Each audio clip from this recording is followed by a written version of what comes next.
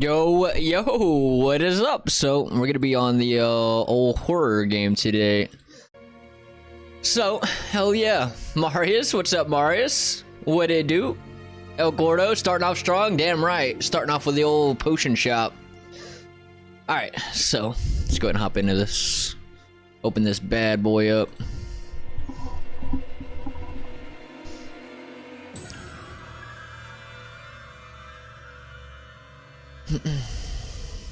Ooh, what time is Unreal Engine at GDC? Let me look that up real quick, because I would like to kind of watch that.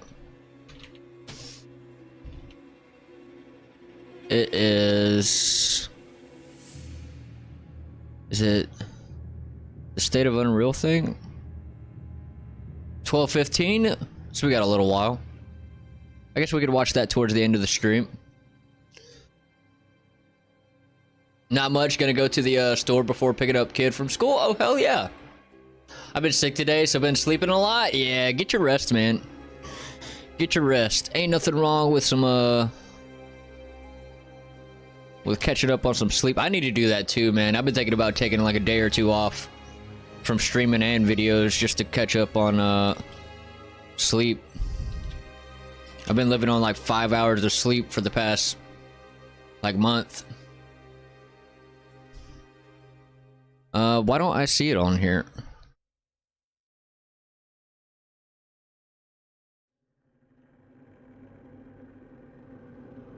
Where the hell do I find it? Shouldn't there be a countdown to it? 12:15. Carrie and Co keeping me up at night. Oh yeah.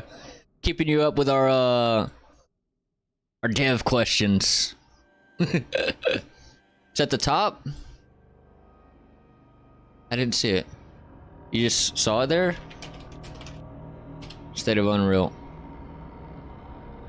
Oh, right here. Yeah, it is right here. So we got 110 minutes. So less than 2 hours. Yeah, we can watch this at the end of the stream. I'd like to watch some of it. I'll keep that up in the background.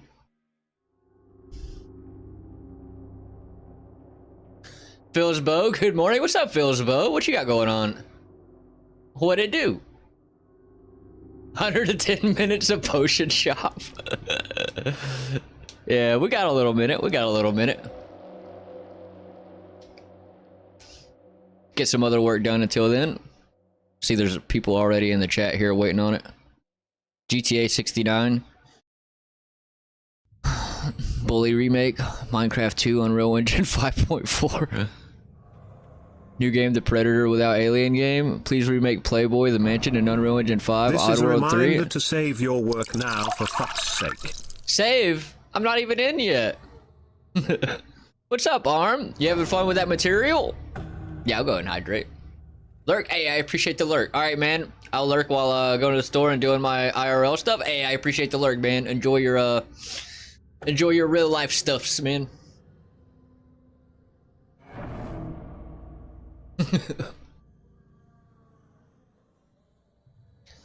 All right, so I've added in equipping my axe. It doesn't spawn yet, but if I have an axe equipped, I can draw it. I need to delete a chunk of my neck because it clips through. I need to delete that part of my head. Fix some clipping issues there, but yeah. Messed with it a little bit. Hell yeah. Yeah, it's pretty good. Casey Yo-Yo, hopefully we have some big news about Nanite and Substrate. Yeah, we're gonna watch it. I got it up in the background so that when it starts up, we'll give it a little watch. Yeah, hopefully we get some good news. Hopefully we get some good news. Would be cool.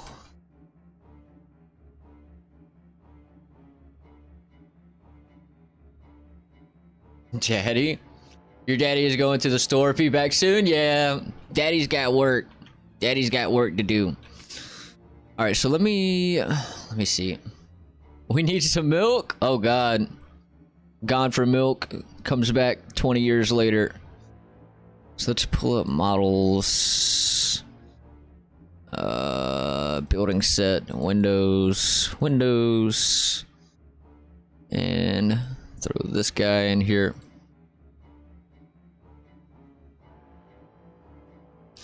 Let me find the material for this.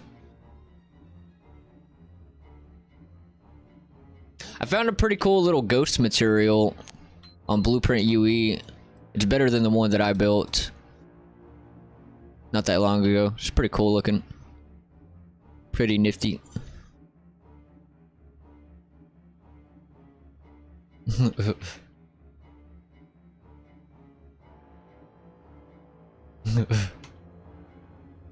Alright, so let me go to... Where the hell is it at? Where is my material for this? I swear it was in here, but apparently not.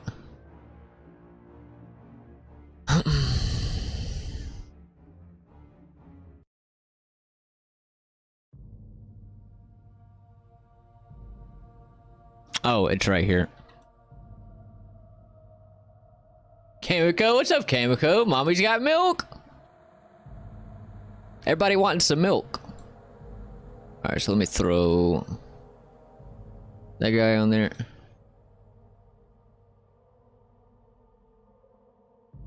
And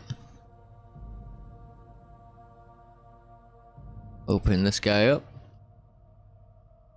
Oh no, that's the wrong thing. I need this one.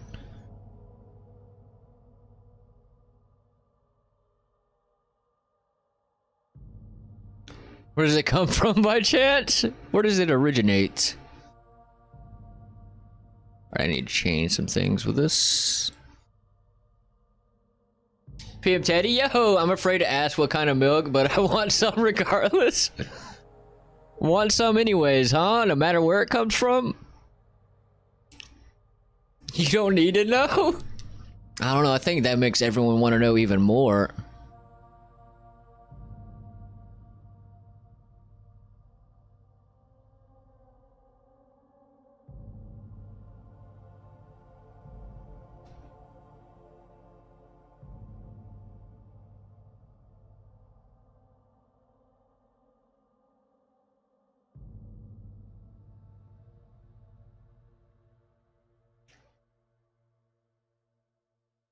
Don't much matter to me, it's extra protein. Hey, if it's good for the youngins, it's good for you. Nah, I need to know. Okay, I gotta run, be right back. Gotcha. Taste is different, can't confirm. I don't think I've ever had that kind of milk. I have no idea. I have no idea what it tastes like.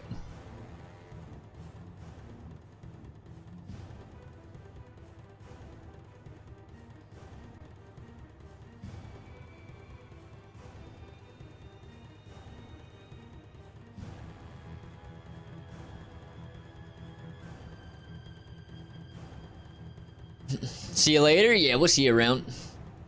May not be the most popular opinion, but I find things to be a lot more terrifying when you can't see or identify them. Oh, you're talking about like just straight up if there's like something attacking you and you can't see it at all? Like that kind of a situation? Or like what do you mean by that?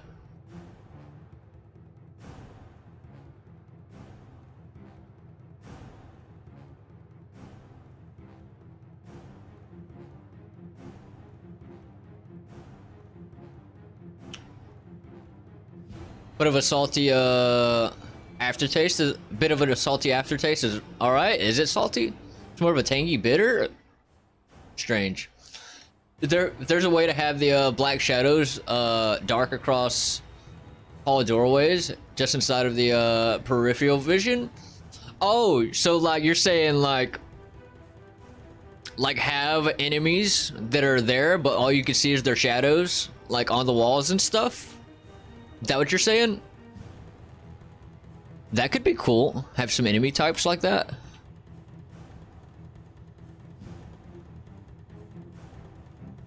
I've never tried that. I wonder if there's a way to do that.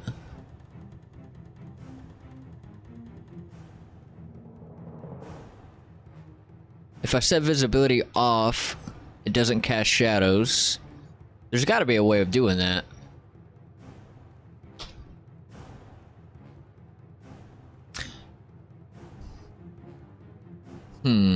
Kind of curious. You gotta be curious now.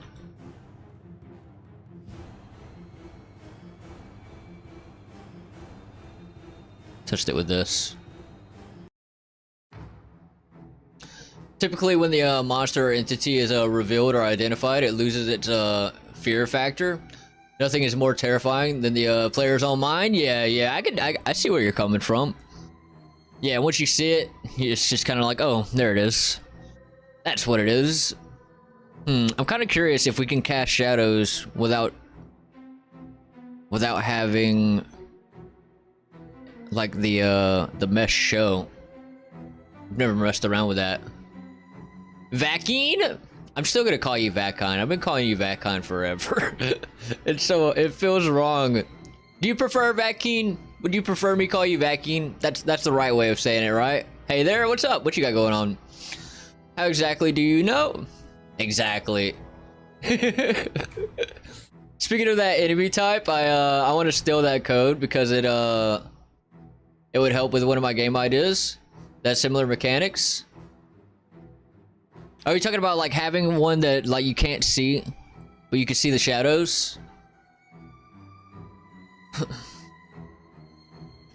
Vakine? No, the first option is better. Okay, I'll keep calling you Vakine. Man, butchering it further? Okay, I guess I just don't know how to say it. Light function material can do it? So, oh yeah. I could, yeah, you're right. I could straight up just give it a material. Well, this doesn't cast shadows. Okay, so yeah, I could set up some kind of material like that though.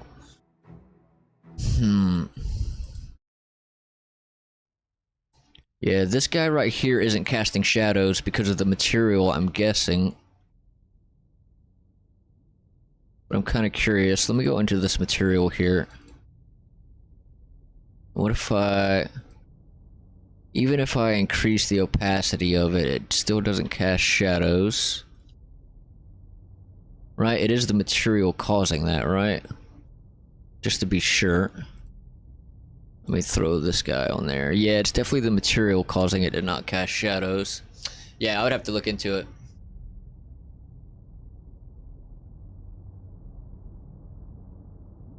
Yeah, that one? Yeah, I'll have to do some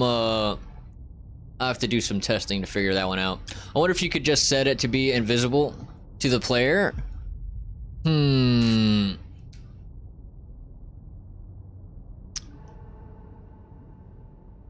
Trying to think about how you would do something like that. And you can make it dart just out of vision It is the shadow? I'm trying to think of how you would pull something like that off. Because that would be cool. So you're saying like the enemy is the shadow? Does it only appear on walls? Or like on walls and the ground? Or are you saying like it is like straight up like a shadow enemy that you just can barely see? The basic idea is it's invisible until it gets close, but it stalks you throughout most of the game.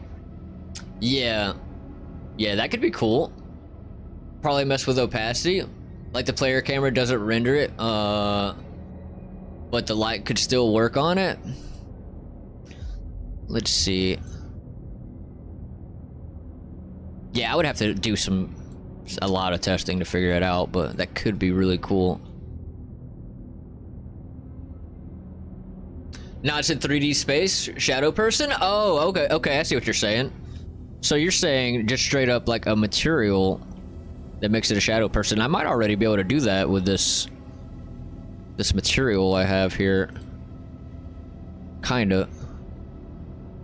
Let me click the find the cube. I can't click it because of the type of material on it. I might be able to already do that with this material with some settings.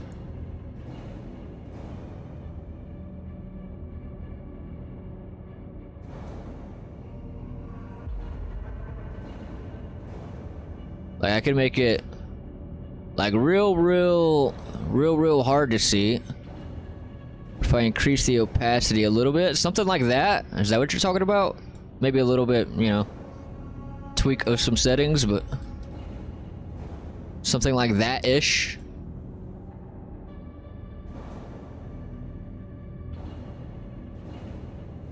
Doesn't necessarily cast shadows. Okay, so something like this then, right? Just throw this material on like an enemy type. Jesse, hey, what's up, Jesse? Hey, how are you? I'm doing pretty good. How are you? I'm gonna have to work with that idea. I'm sure there's a way. Yeah, there has to be a way. I'm sure there has to be a way.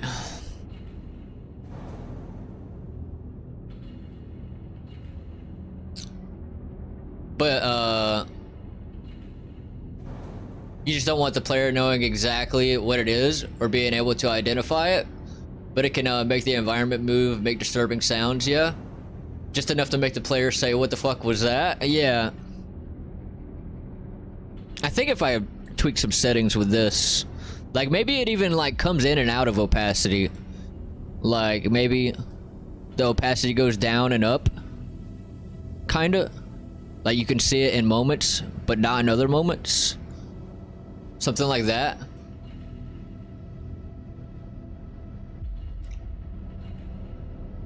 "3D modeling? Sniffa? What is Sniffa? What's up, 3D modeling?"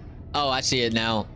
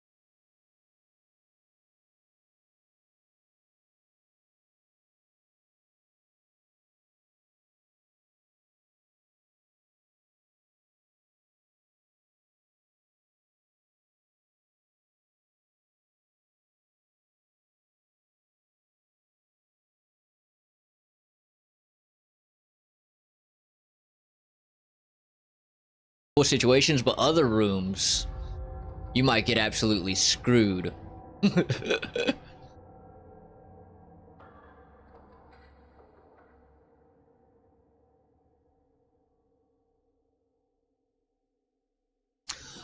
Wizard Monkey, how do game devs get time to work on a game? I get like 2 free hours a day.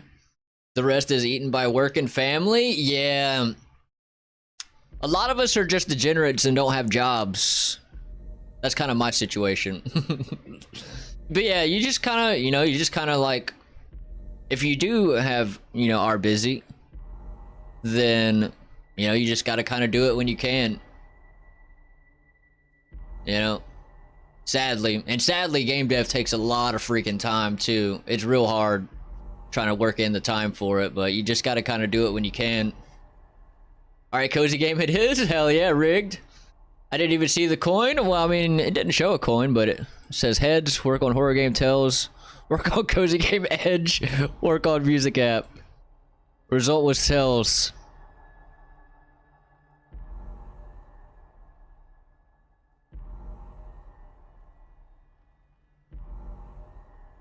The coin was only visible to the chosen few at PF Teddy? Yeah, exactly. Sag, I'm not special enough to see the coin? You can see the coin right here. It's just words, though. 3D modeling, sacrifice, sleep? Yeah, I sleep about 5 hours a day. So, and that's even with me being a degenerate and not working right now.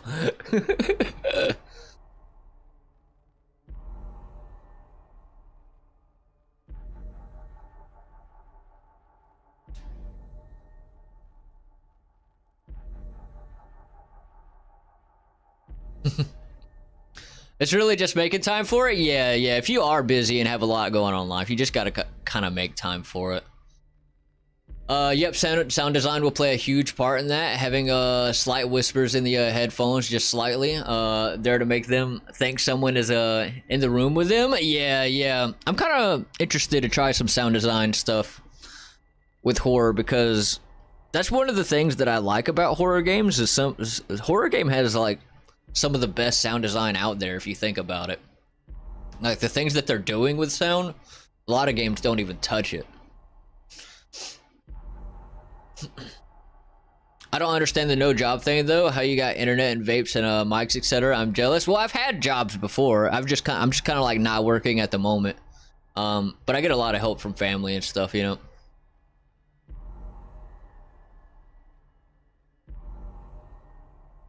But yeah, a lot of the things that I do own right now is from when I was working.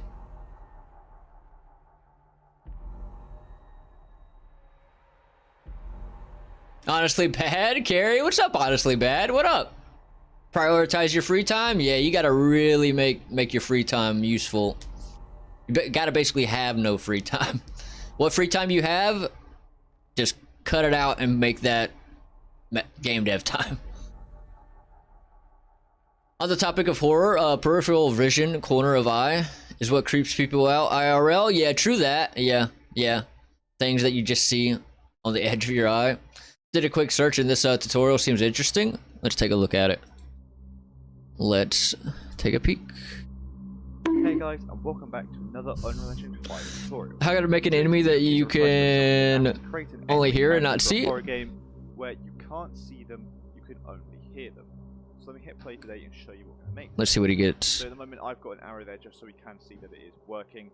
But as you can see, or not see, they are moving around and we can only hear them growling. So if I was be quiet, you'll be able to hear it a lot better. But we need to add to this and make them cast shadows, right? Isn't that what you're wanting to do? Make them cast shadows as well? So they're moving faster, they're always chasing the player, they're random roaming, whatever it is, and making so their noise is louder, more frequent, less frequent, whatever it is very easy to do. All I'm doing today is showing you how to create it so you can't see the character, only hear them. So let me do this code and I'll show you how I've done it. So this is a very easy and simple one to make. So let's get right into it. I'd use it as a baseline? Yeah, this could get you started probably. Which we're using, which I'm using these, will be get a reference to. That's all. Again, I'm showing you how to hide it as well. Is he just gonna do a move to and set visibility to hidden? Make sure you put enough mesh bound volume in here. if you don't have one, duration being whatever you want. I'm going to do it as the random. It's going to be good for me.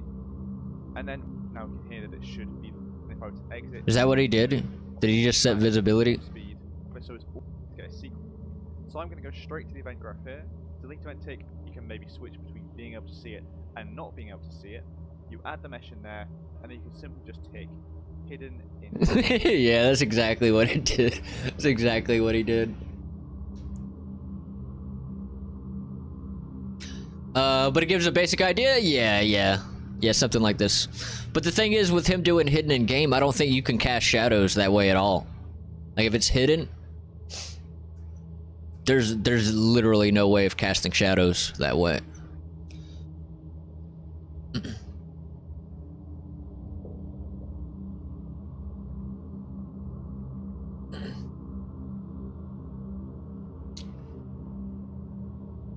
They basically are the shadow. They block light as they move past things and affect the flashlight. They can affect the light in a room, blow out candles, leave foot or handprints in dust, or leave prints on mirrors or windows. Oh, we got freaking ads. Yeah, you talking about like these shadow enemy types? Yeah, I'm definitely gonna play with the idea. I definitely want. That's why I grabbed this, got this material, because I do want to have some enemy types that are, you know, along the lines of something like that. It would be pretty nifty to do. Can you like activate, deactivate the mesh component so it's still there, but it's not? That's kind of what like setting visibility is, right? Like it's there, you just can't see it. Pretty much. Bird 5, hey ho, what's up Bird 5? What you got going on? Or maybe there's something with a material where it's transparent. Oh, never mind. That's what I was thinking. I feel like it would be easier to pull off with material, but even the material isn't casting shadow. Like even on the, I guess any translucent material also doesn't cast shadow. So I feel like, I don't know, I would have to do some research on how to make something see-through but also cast shadow. There's got to be a way of doing it.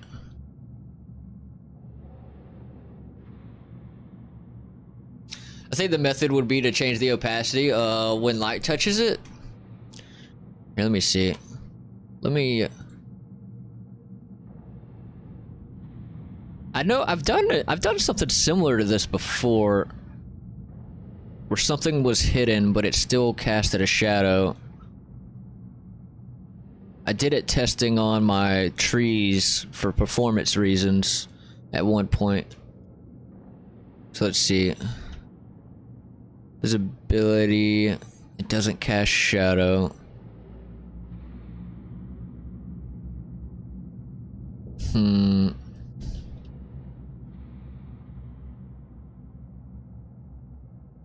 I think it needs to be. Let me turn off Nanite on this real quick.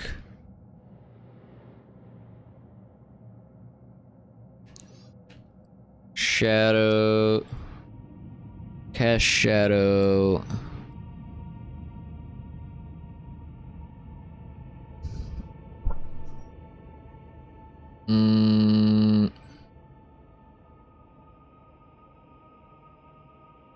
Let me see.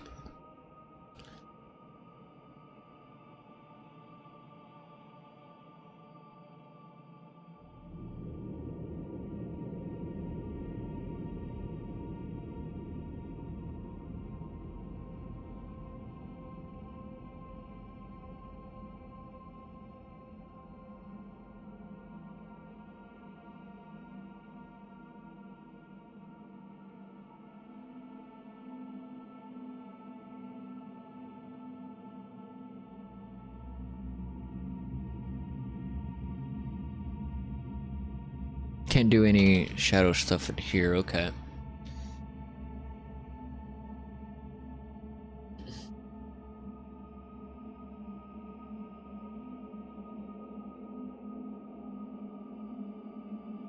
Wizard Monkey, Masked Dither? That would do it? So that would be a material, right?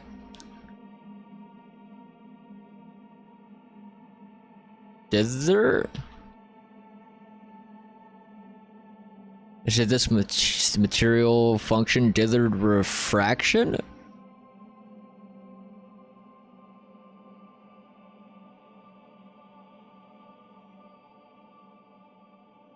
What happens if I plug this in? Let's see what happens. Oh, I can't plug it into there. What is this? Why you not let me plug it in there? Alpha threshold. Let's see. And honestly, the most terrifying thing you could do if you want a player to see a part of it, it's just disturbing glowing eyes peering at them through a window and out of a corner. They're stalked by it. Yeah, I had another material set on one of the eyes too. Like have everything else opaque but leave the eyes with like some glowy effects. Yeah, that could be cool. Could be cool. Maybe ray trace shadows work? Or maybe make a solid duplicate of an object and set it invisible except for the shadow casting. That's what I did something similar to that with trees at one point, and I'm trying to remember how the hell I did that. Chris, hey bud, how's it going? It's going good. What do you got going on?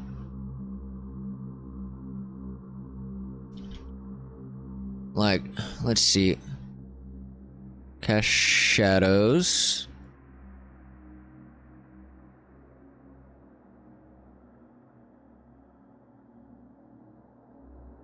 Contact shadow.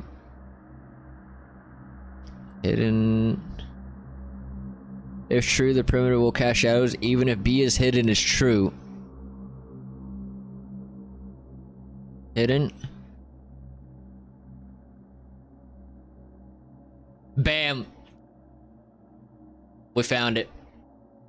We found it.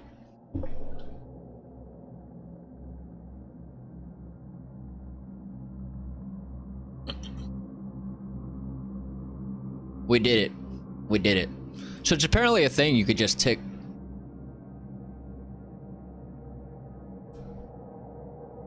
Hidden shadow. If you take this to be true, it'll cast a shadow even if it's hidden.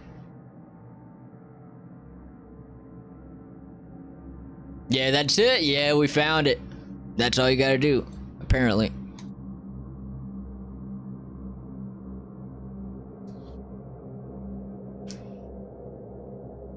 Cool.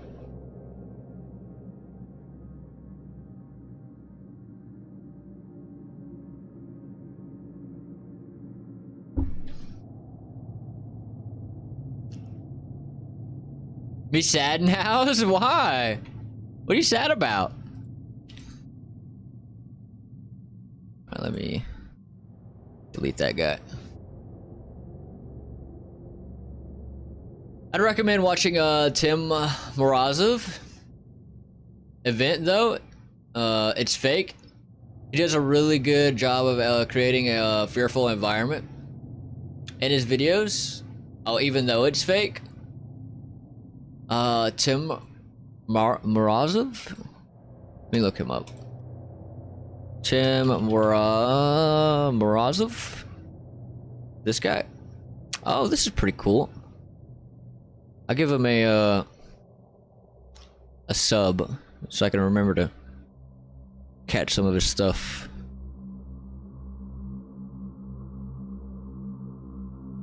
Hell yeah.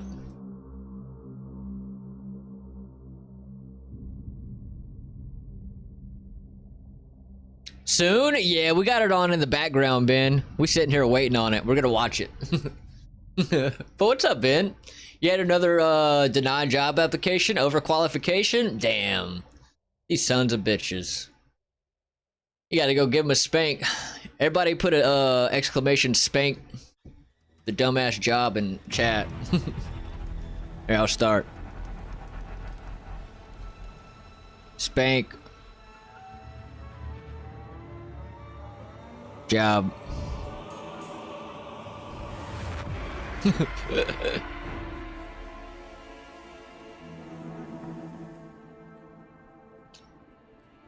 Felt I'm in that awkward in between where I'm not considered entry level, but I'm not considered mid level. Oh damn. Damn. You're just too good, Arm. I'm sorry, but hey, it's their loss. Yeah, true that. I guess overqualified basically means they don't want to pay you the rate that you would need, right? Is that kind of what that means?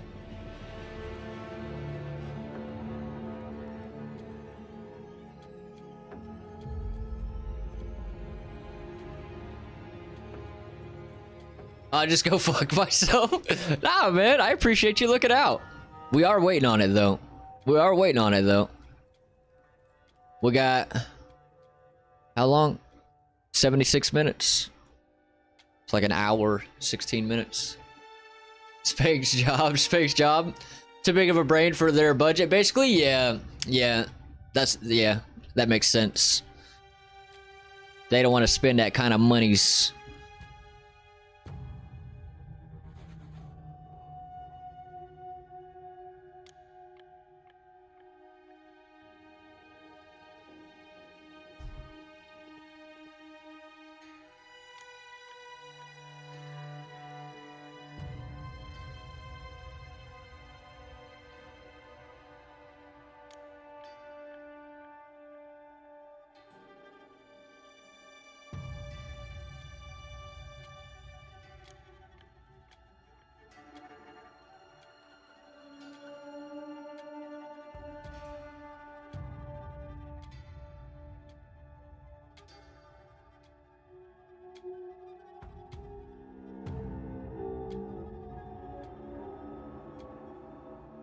I think I'm looking for something kind of like that.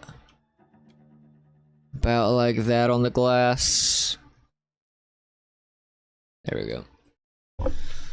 So I'm kind of curious if my other frame material is going to be okay on this, or if I need to make a new one. I think the music stopped. Yeah.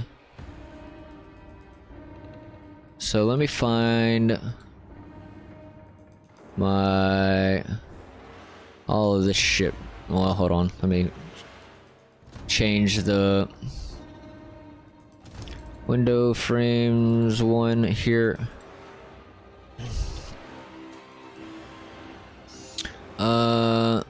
Is this material fine? I think it is. Good. Good.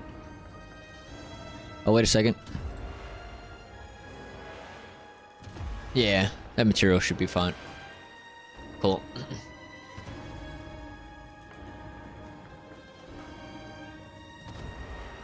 Still busy with my game taking over my life? Oh, hell yeah. Hey, ain't nothing wrong with that.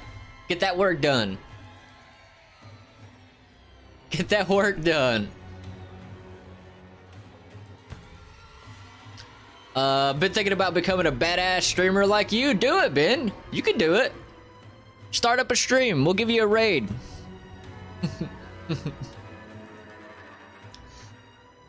The day I could be a full-time streamer / solo game dev is the day I die and go to heaven. I know, right?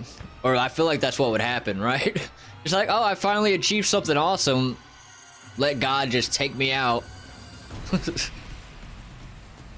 The biggest issue I told them, I'm willing to work with the pay drop in hours, but that isn't reasonable. Damn. Yeah, man, you'll find somewhere. Jobs are ridiculous, man. I've been applying to jobs too a lot recently, and here I am, still jobless.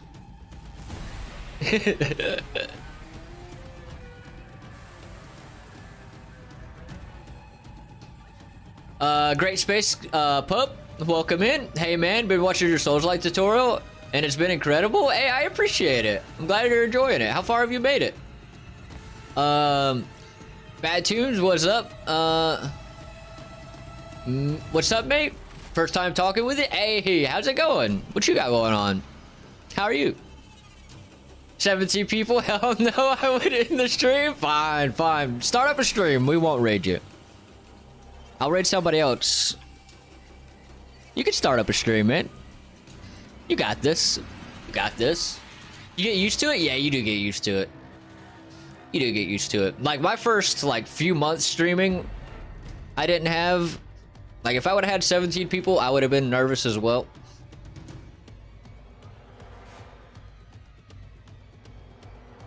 I'm on the making the main menu level 1. Oh, nice, nice. So you're still pretty early on in. Hell yeah, hell yeah. We're still doing the tutorials, man. We still got a ways to go on them.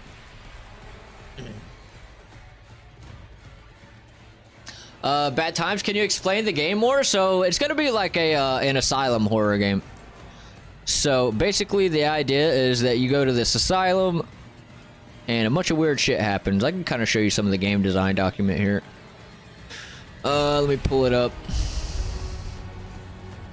Game overview. Yep. Oh, this is the wrong game. Wrong game. Wrong game design document. Let me find the right one. Game overview. So, players step into the shoes of Gabriel Wise, an intrepid investigative reporter who embarks on a journey to uncover the truth behind the eerie and long abandoned St. Agnes Asylum. Rumors of unspeakable horrors and mysterious disappearances have shrouded the asylum in darkness for decades. Determined to uncover the truth, Gabriel ventures into the decaying halls of the asylum, only to find himself trapped in a nightmare and beyond comprehension. And so, yeah, it's super. What's that one game? What's that one game that everybody keeps comparing this to? Outlast. It's super Outlast-ish, but mechanics are going to be way different from Outlast. So we're not going to have like guns. It's not going to be like a straight up first person game. We're going to do like things like melee combat. We're going to have like things like camera mechanics. We're going to have like this little girl Emily that you can kind of like that you'll run into every now and again in the game, that you can kind of like trade items with and stuff like that. But we'll have standard flashlight mechanics. We'll have some food mechanics. Yeah, there's still a lot that I need to work on with the game design document too, though.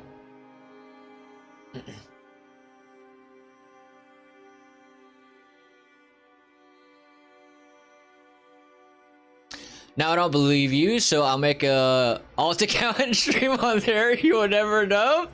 You could do that. You could do that. That works. My thing is, they were complaining about other after COVID, nobody was applying, and considering this place is very understaffed. I don't see how they couldn't accept me. Honestly, I think it's because of the inflation. Yeah,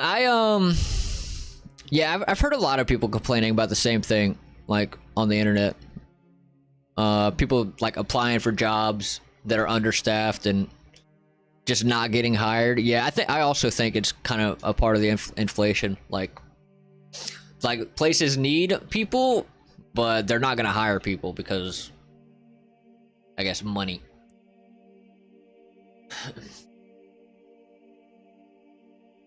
Casey, or you could be like me. As soon as you make progress, God will smite you, but it will smite your hardware. Smite your hardware. Please don't bring that bad juju on me, man. I don't want that. God, I hope not. Fresh meat, yeah. What up, Feckers? Hope you're all well. I'm doing pretty good. How are you? What you got going on? I still love the MC names. The MC's name? Oh, Gabriel Wise? Yeah. Weren't you the one that came up with the... You came up with the Gabriel... Or you came up with his name completely, right? Or did you come up with the first name and someone came up with the last? Astro? What's up, Astro? Hey. How's it going?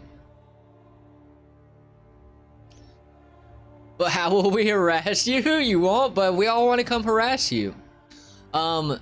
Inspired by Silent Hill or Resident Evil? Yeah, it'll be kind of like... I guess it'll be somewhat like Resident Evil. Like the trading mechanics will be somewhat like that. we won't have guns. We'll have melee combat. Like, you can use we have an axe over here that you'll get, and you'll be able to, like, oh, actually, I already have the axe in my inventory, but you'll have a, you know, an axe that we'll use as a weapon.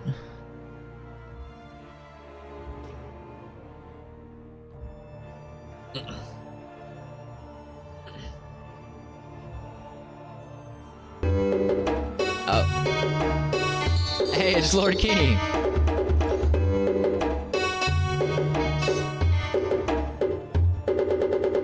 Guess we gotta play Poster Shop. Let's pull it up. Where is it? Here it is.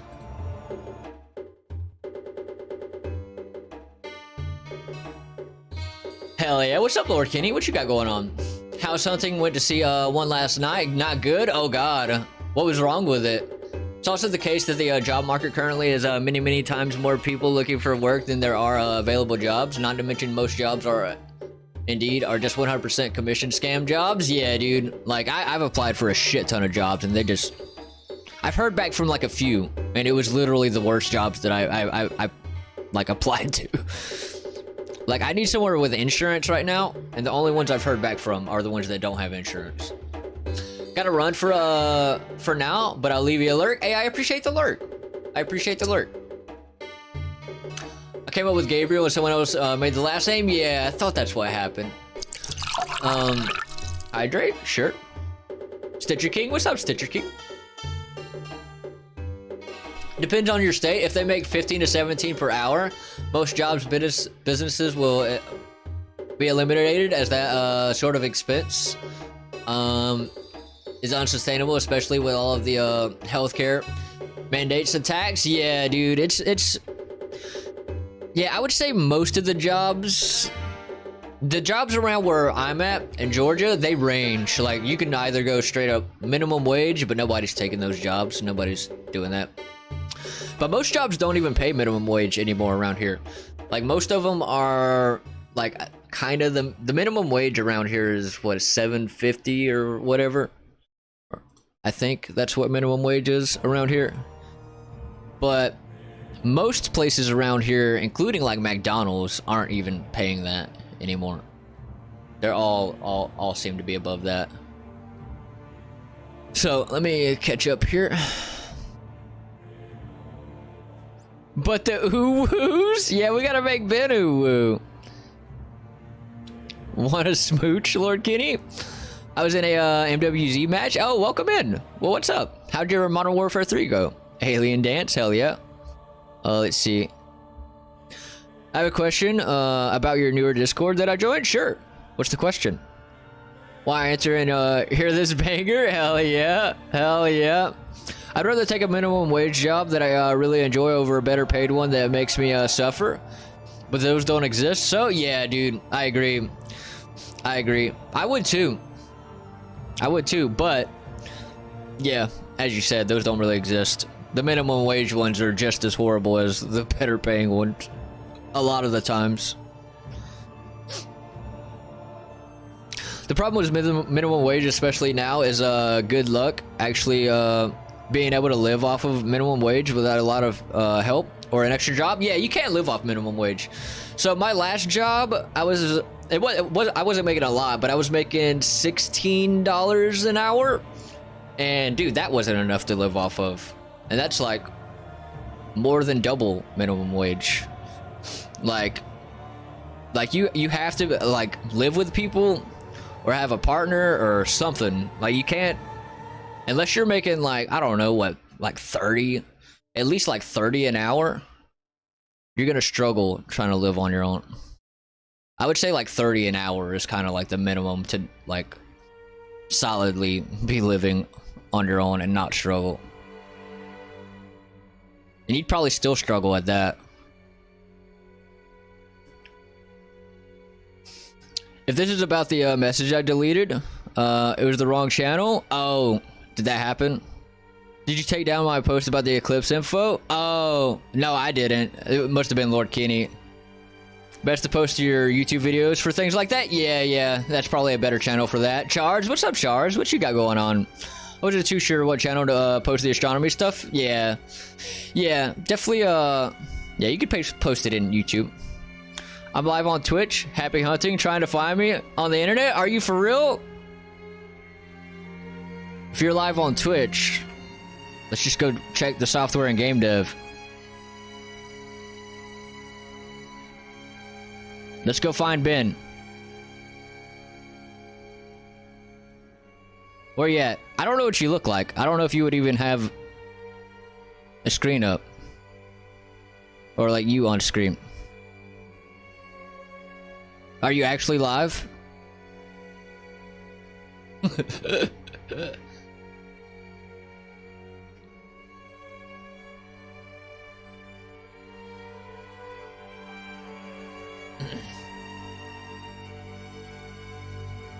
Bro, I'm making $16 an hour right now and I work 12-hour shifts. Ain't no way? Yeah, dude. You like, are you saying ain't no way? Like, yeah, you can't live off of that? Yeah, it's hard, dude.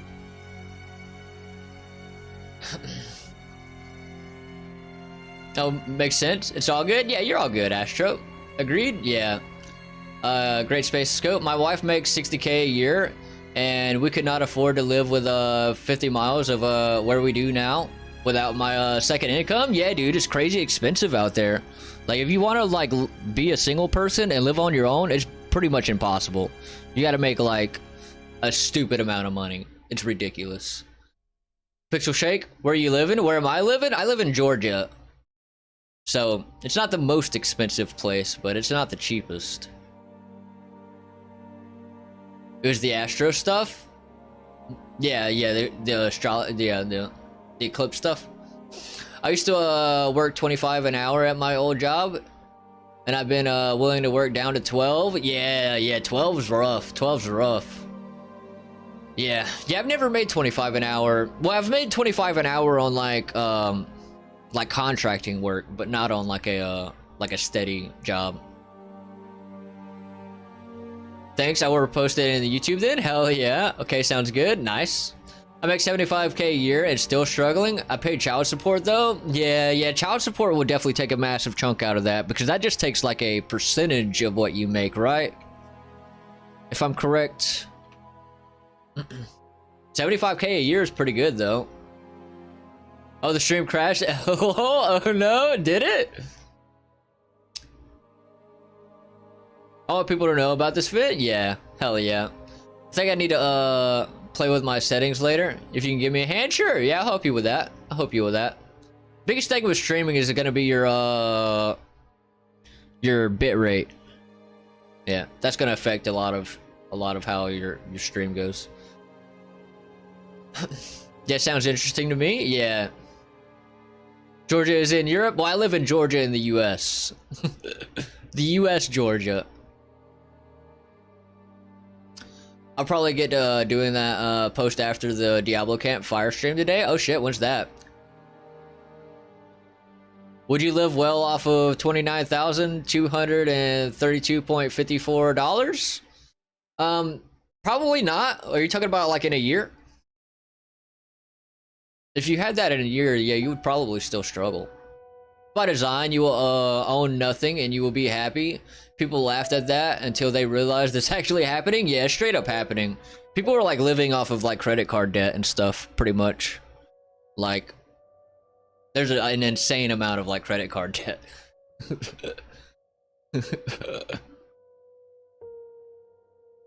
All right, let's see. Depends on the state and other BS, but yeah, hell yeah. Can't wait to watch your stream. Yeah, I can't wait to watch your stream too, Ben. I was working warehouse at 12 hours, 7 days, so I was making good money, but had no life. Yeah, dude, I don't want to work that much. Like, if I'm gonna do 12 hours, I at least need some off days. But like, I would prefer to not do 12 hours. That's a ridiculously long shift. Say I live in Chicago area. You need to make at least 120K a year to be comfortable and happy. Rent, mortgage, taxes are so high. I want to move to like a Tennessee or Texas because on my current salary, I'd be able to afford more. Yeah, 120K a year. That's crazy. That's crazy. Yeah, I don't know how Tennessee is. I don't know how Texas is either. But I don't know. I think everywhere is kind of screwed right now. But You definitely don't want to go to New York or California. Those places are stupid expensive.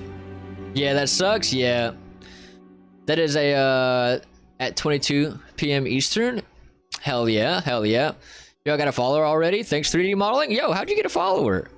Was it on this account? Or was it on your other account? Did you make another account?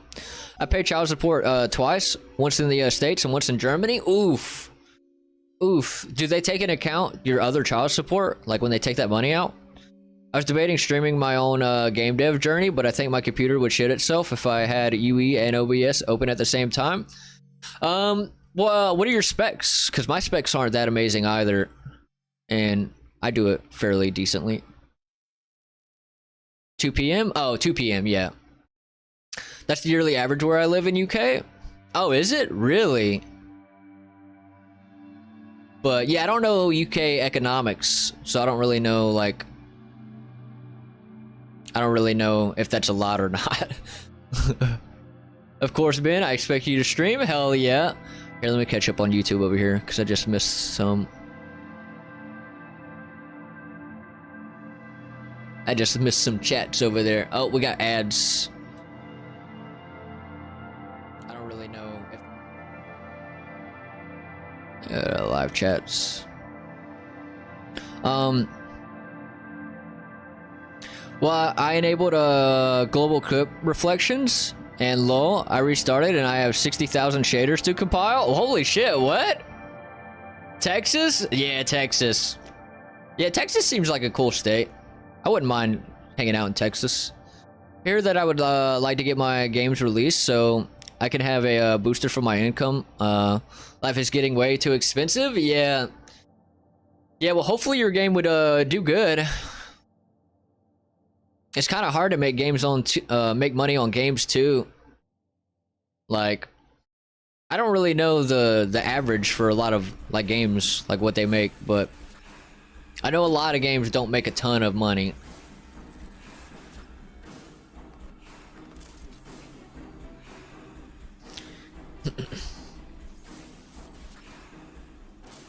Our ads are almost over.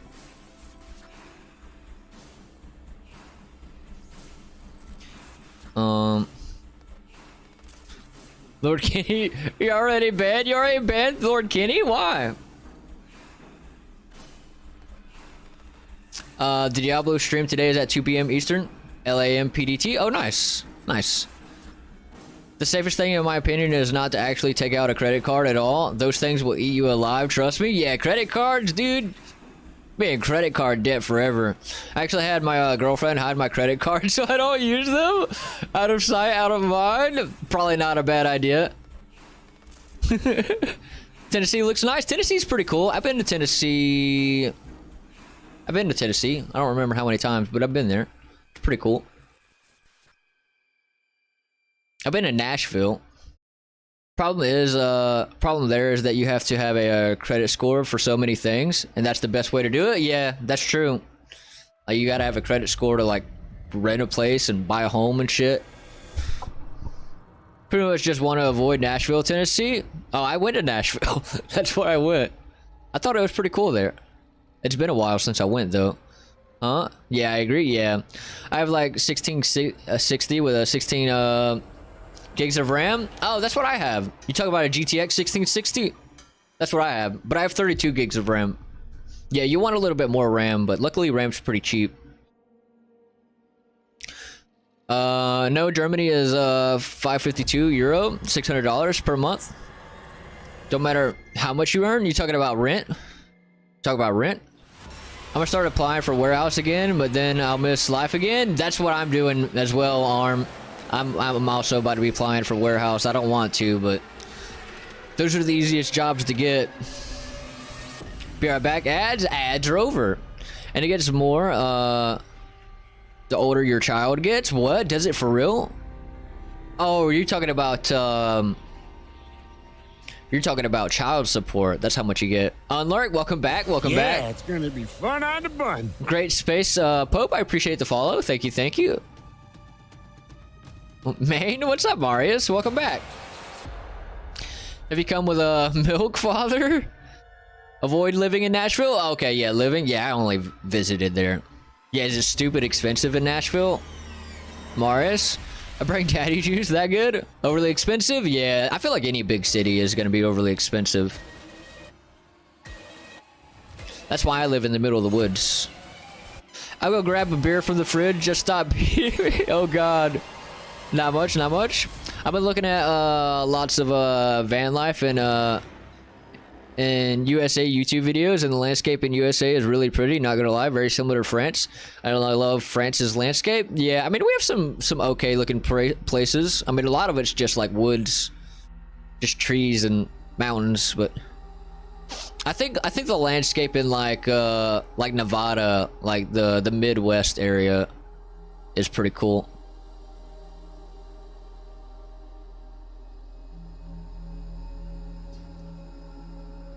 Oh, Ben didn't really ban me from his stream? Hell yeah. Warehouse is the easiest job to get, but god, it fucking sucks, dude. I hate warehouse jobs. They're easy to get, and the pay is fairly decent a lot of the times, but man, yeah, the work sucks. Hi, man. Hell yeah. My sister lives in Nashville and constantly complains how expensive it is, followed up by, you should move here. It's expensive, but you should move here. Pittsburgh for live? You out in Pittsburgh? But it's relatively flat. Are you talking about the landscape here? You should all come to Norway. Norway actually does seem pretty cool. GG live, hell yeah. You drive in Sweden and it's just the just tall trees everywhere. You don't see shit while on the highway. Oh, that's how it is here too. Not come to Sweden, guys. We're cooler. Hell yeah. No, that's how it is here too, though. Here, let's see. Catch up here.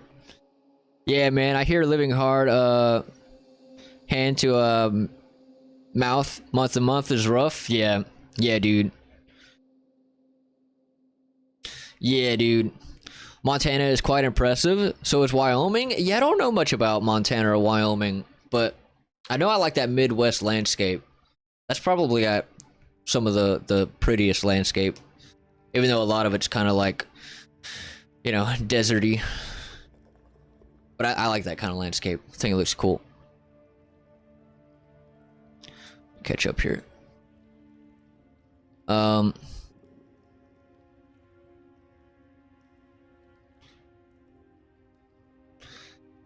actually go to Sweden? They're also GG? Hell yeah.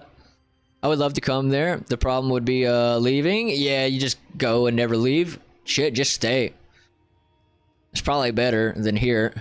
I just shit talk Sweden, but Norway is the same. What? You doing any work today? Nope, I'm just talking today, apparently. We're gonna talk and then we're gonna watch GDC.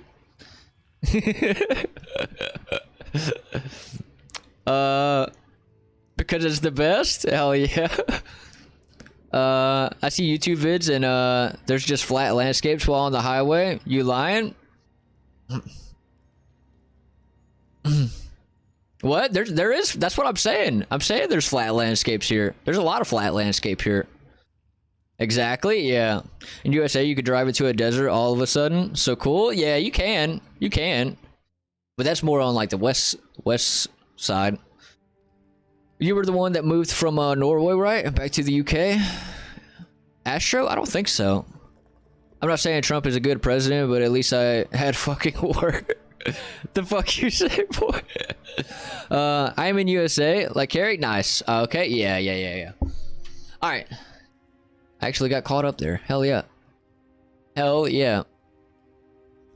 So, this guy's done. Let me open up. Oh yeah, Lord Kenny wanted me to go over some inventory, how I'm interacting with inventory. Or did you ever get that figured out, Lord Kenny? But I can kind of go over it real quick. Load up my character. Man, I'm so happy I rolled a good RNG on the spam location. When being bored, yeah, I didn't get so lucky. I mean, I'm in US, but I was born to a poor ass family. That's for sure.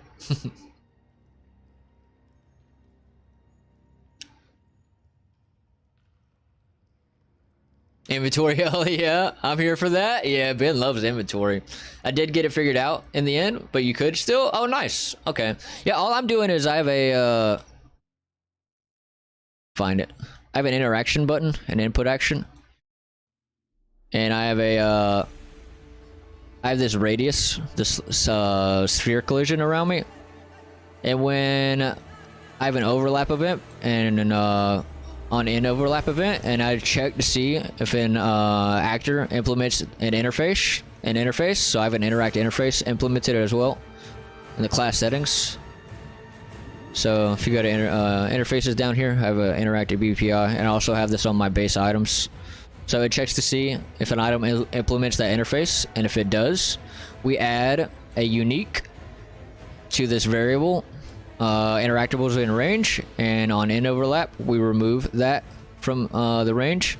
Then here we check the length of the interactables in range when we interact, and if the length is greater than 0, then we send our interact message, which that is sending a message to our items base interactable. So if I go to event graph, we have our interact event being called here, and we call this function pickup item, which is a function inside of our inventory. And then I guess this guy's doing nothing, so let me get rid of that. And then we're just destroying the actor. Well, let's put it this way in terms of income. I got 2K back in taxes under Trump, and I'm paying now over 8.5 under Biden. Prefer making money than losing money. Not political, it's strictly living. Yeah, I will say my financial situation was a bit better as well back in those times. But also, like, you know, like COVID hit like towards the end of Trump, right? Am I getting that timeline right? So a lot of this is like COVID shit, like the backlash from like just inflation and kind of the effects of COVID.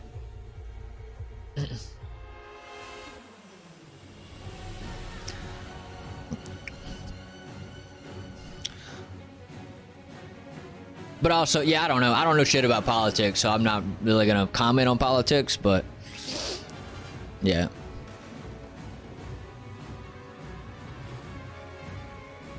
Yeah, probably not. Lol, I went too deep in this other game. Oh, the Mario Kart. Yeah, the Mario Kart idea. Absolutely, Sweden has some good stuff too, though, right? IKEA. Arm, leave inventory alone. You have a problem? Yeah, Ben's addicted to inventory. Yeah, probably not. Lol, I went too deep on this other game. Sure, bring gifts. Wow, man, that's not nice. What the hell, other game? I will see you another time, and have a wonderful day. Nap time before D4 update stream. All right, Astro, you have a good one as well. Get you a good little nap in. I'll bring my fat ass. Does that count? I think it might count. Take care. Depend. Is it fat or thick? Inventory sim game? It is. That's what it is. Thanks. My main game. Lol, I have a lot planned for it. Badass. Thick with 3. Oh, sounds good. Hell yeah. Yeah, man, get that bread. Yo, Carrie, your chat is bullying me, man. You gotta spank him. You gotta come back at him with the spanks. Rusey, what's up, Rusey? Came in with the gamble, and you won. Hell yeah. IKEA, Spotify, H&M, PewDiePie, Ericsson, Electrolux, Volvo. Yeah, but PewDiePie left y'all. PewDiePie left y'all and went to Japan. So can you still count PewDiePie? Oh, baby. Volvo moved out. Don't lie. The one thing I'll say about politics is we need to get rid of the dinosaurs running the U.S. Yeah, I can agree with that. You talk about the old-ass people running the U.S. They gotta help. They gotta get their grandchildren to make an email for them and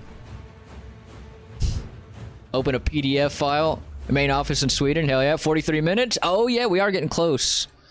We are getting close. Let's see. Do you have a place where you could post our games so you can see what we're working on? I do. Let me post the Discord. So yeah, we have a channel in the Discord called Share Your Work. So I'll post this. If I can find a link to it.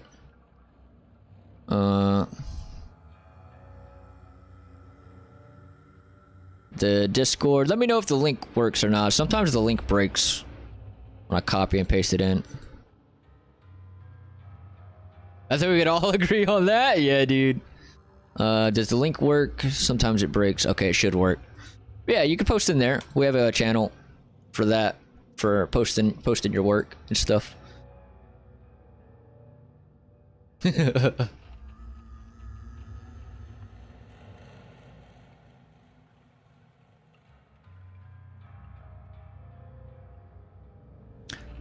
Fine, you can have your Volvo. I will move on to crafting soon, though. Yeah, crafting's always nice. People like crafting. But they're owned by a Chinese company, but still Swedish YK Co. Talk about Volvo. Yes, my managers are badass, and so is my supervisor. No paperwork for me, and I get to sit on my ass and work until my back gets better. Oh, that's awesome. Yeah, most jobs would be like, screw you. You got to still do your main job. That's awesome. PewDiePie is still Swedish? Yeah, but he's not in Sweden anymore, right? Yeah. What do you mean soon? Do you mean to tell me you're still doing inventory? Yeah, only reason the HQ there is for appearance? Nice. Only reason Norway is on the map is for appearance? Really? Fuck you say to me, Mars. Otherwise Sweden would look smaller. Having a Sweden-Norway debate right now. Maybe? Are you still doing inventory, Ben? How good can the inventory get? Can you put the link in the Twitch too? Yeah, let me pull up Twitch real quick. All you gotta do in here though is just type !Discord. All you gotta do in here though is just type !Discord. Anyone who wants to join the Discord there. We also pull up the Discord.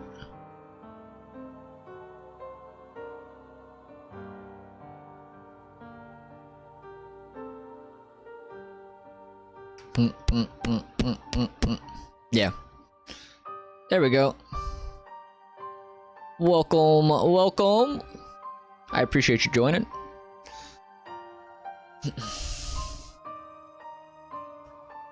And there goes Honestly Bad. Welcome in. Hell yeah, appreciate you joining.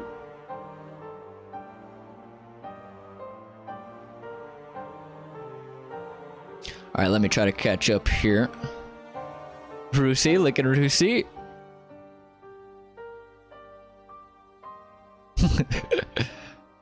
My bestie is here, it's okay. Hell yeah. I thought y'all were lovers though. Broke again? Oh damn. Just lost all your points. MySpace? Hey, what the fuck, you don't have one of those? Dude. Who has a MySpace anymore?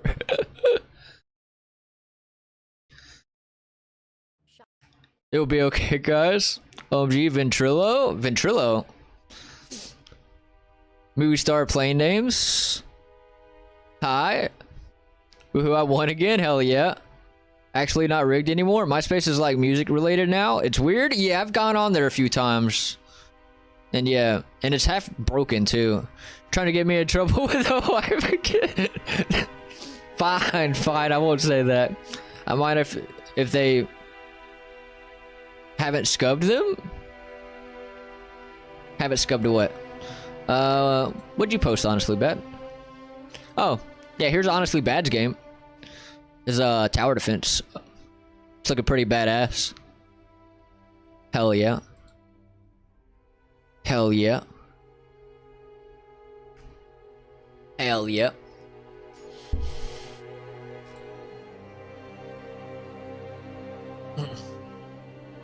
I'll give Honestly Bad a shout out too real quick. For anyone who wants to give Honestly Bad a watch.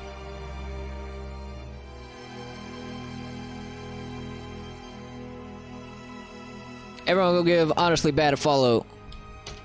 Oh, you get a double shout out there.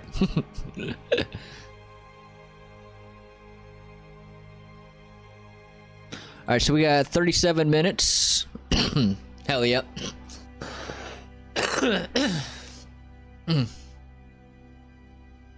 Gamble? Oh, you lost? Damn. We could be besties and lovers. Did inventory? Hell yeah. No, Ben? Not enough inventory? Need more inventory. Oh, and double is better than one? Yeah, get the double. Double shout out. Honestly Bad deserves a double shout out? Hell yeah. Currently running like a chicken with my head cut off, getting ready for a job fair at my uni, and I can't find the fucking stapler for my resumes. Oh god. Why is it the stapler? The stapler is missing. Just glue it together. You don't need a stapler. Just get some glue. Glue them bad boys together up in the little corner. And that should work, right? This is a reminder to save your work now, for fuck's sake. Save? We haven't really done any work, but I'll do a save. We've been sitting here talking for an hour and a half. Alright, there we go.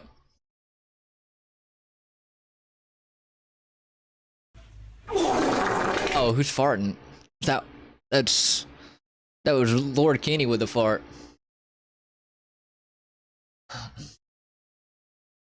I expect all Steam reviews left by Ben to either 10 out of 10 has inventory or 0 out of 10 has no inventory at this point. Gotta have the inventory. Oh, what happened? Oh, I started the song and it didn't play. Let me start it over. I had the volume down. How did you know? Is that how it works? Imagine everyone played a Redeem at the same time, lined them all up. Oh god. I don't know if it would play them all at the same time, or if it would do them in order. I'm not sure how that would work. How do you know? It's not hard to connect the dots. Ben loves inventory. Ben loves inventory.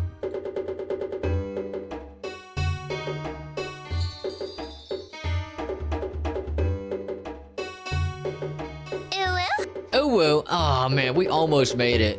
We almost made it without a damn ooh woo. Alright, alright. Ooh woo! I appreciate the biddies. Is your game missing inventory? Does your game have inventory, Marius? Because that affects how Ben's gonna think about it.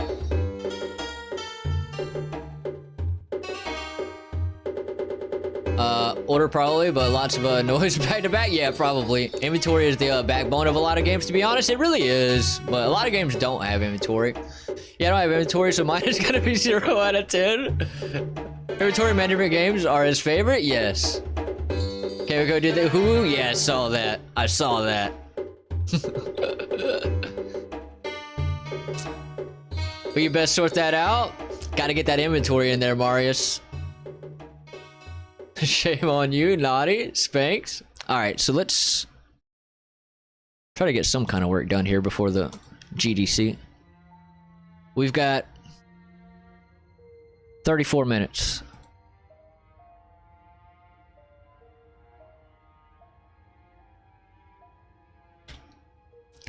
I'm just gonna duplicate this guy. And whoops. And I'm gonna P selection. Cool. Okay, so I'll just move this guy out of the way.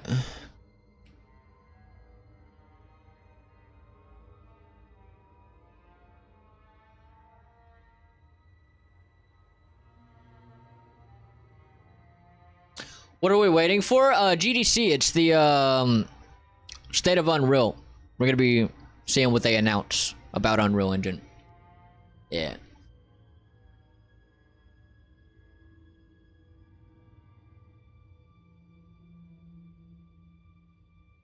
Where the fuck did I put this fucking stapler? Somewhere, man. You gotta find your, do you have an app? Kind of like how people have apps for finding their missing keys and shit. You have anything like that? I make a survival game that has no visible inventory.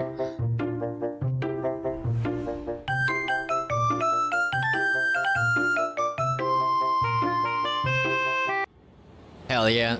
Yeah, that song banging. Hell yeah. Have you checked behind your ear? Bagged inventory? Wait, are you watching that live, Carrie? I mean, in the stream? Yeah, we'll watch it. Yeah, we're gonna check it out. Yeah. My game will have 0 inventory, just storyline items in your hands. Hey, that works. Sometimes you don't need inventory. Did you check your inventory, honestly bad? Yeah, it might be in your inventory, honestly bad. Check your inventory for your stapler. Banger, hell yeah. Sounds like JRPG. Please listen. Yeah, dude. Banger. That whole OST is pretty damn good. Play Kakiro Forest, Carrie. I need the whole one, quadruple A. Alright. What's it called? Kakiro Forest. Play that. 10 hours? Do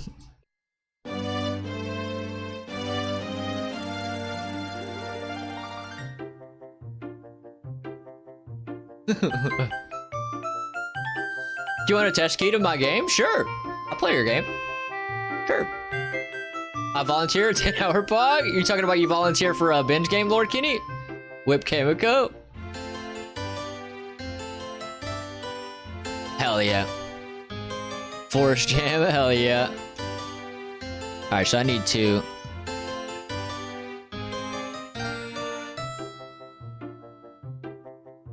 Let me...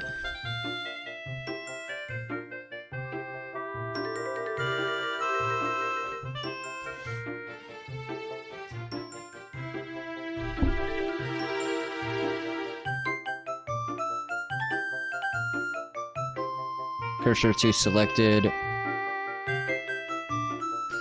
And then set origin to 3D cursor, and then cursor to world origin, and then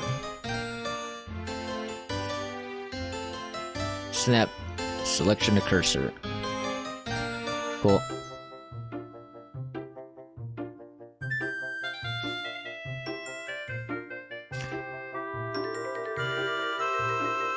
Then this guy, we will snap selection to cursor.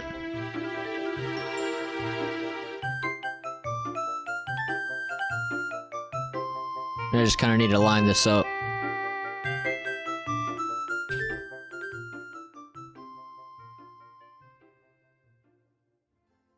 Should be right there.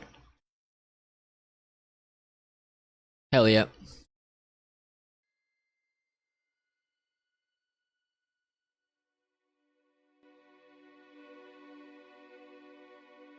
Alright, we got 30 minutes. Hell yeah. Alright.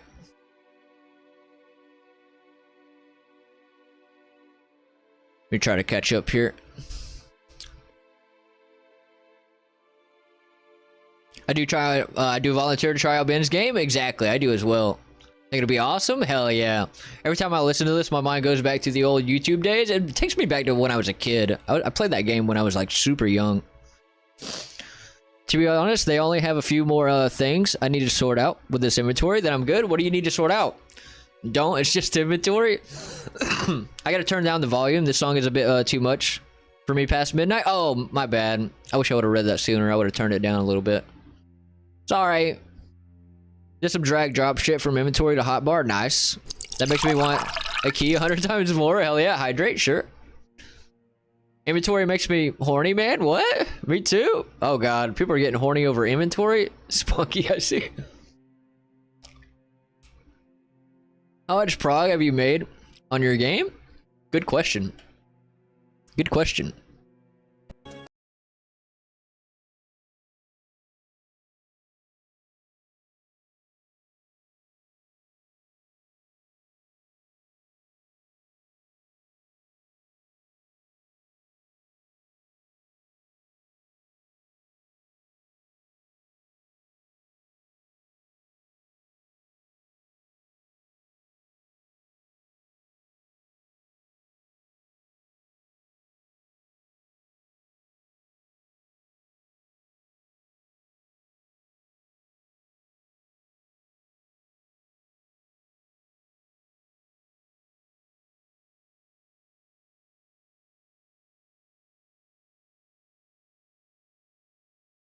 I was wondering where that song came from.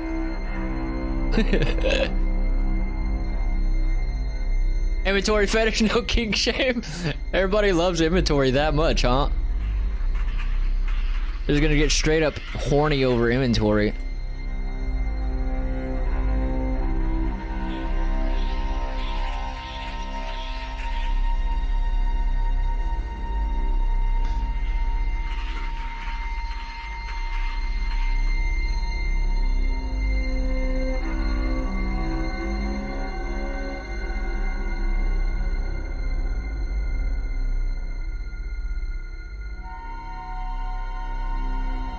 I gotta unwrap this a little bit.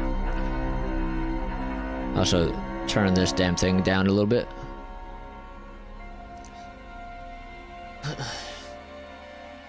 How's music all randomly? I don't know where the hell that music was coming from. I thought someone played a blurp sound, but it was the damn Unreal thing. Played in the background, started up. You heard me? Oh shit. Were they on a budget with that music? Yeah, they couldn't get a DJ. That's ACC hilarious. That's actually hilarious. Yeah. Sheesh. Can we shoot it? Oh, we got ads. All right, while we got ads, I'm gonna take a pee break. I will be right back.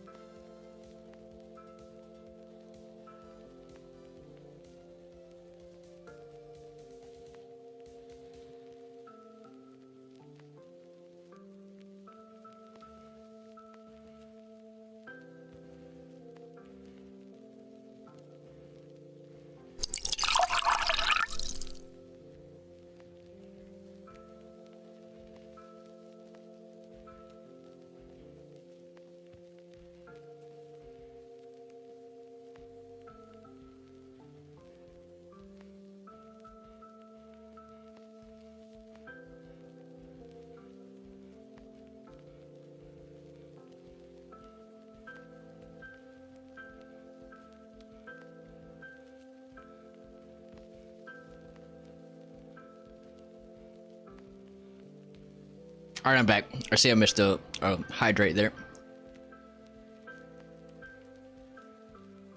Alright. Let's come. Let me catch up. Streamer saw it? I did see it. I did see it. Okay, lots of gambling. Lots of gambling. We gotta gamble all to get my B90? Hell yeah. Alright, so how long do we have? 20 minutes. We try to get this bad boy unwrapped. And then we will. Let me look at how I unwrapped this thing. Over here. Okay. And we will unwrap this real quick. Don't fuck me, please, and thank you. Oh, God. Okay.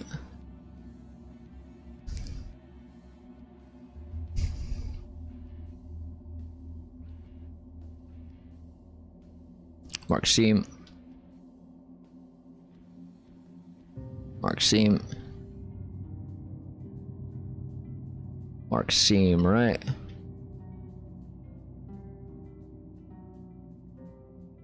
Yeah.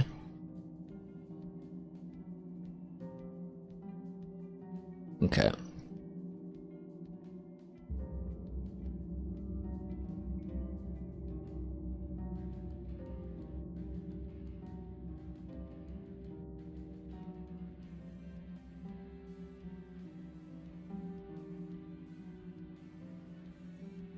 Mark Seam. Mark Seam. Let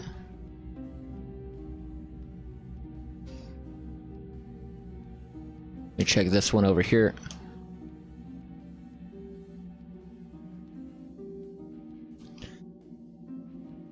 Okay.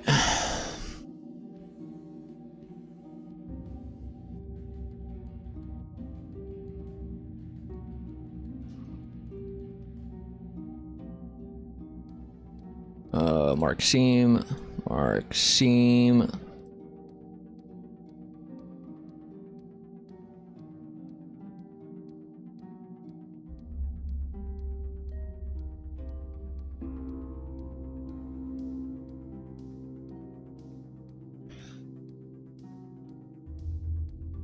Mark Seam.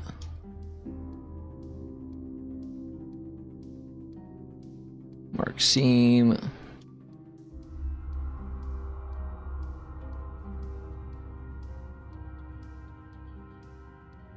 Mark Seam. Mark Seam.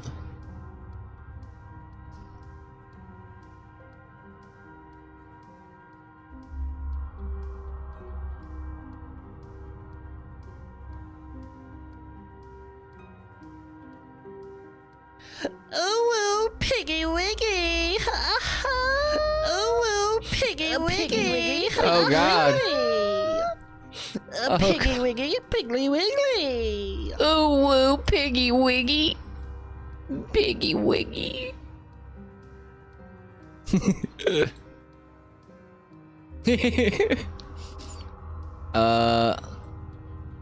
We'll get this pretty close, I guess, and then we'll hang out and check the,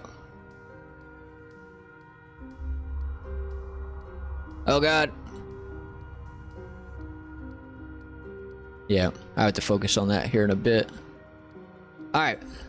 So let me catch up here, and then we'll kind of just chill and wait on the thing. So, let's see.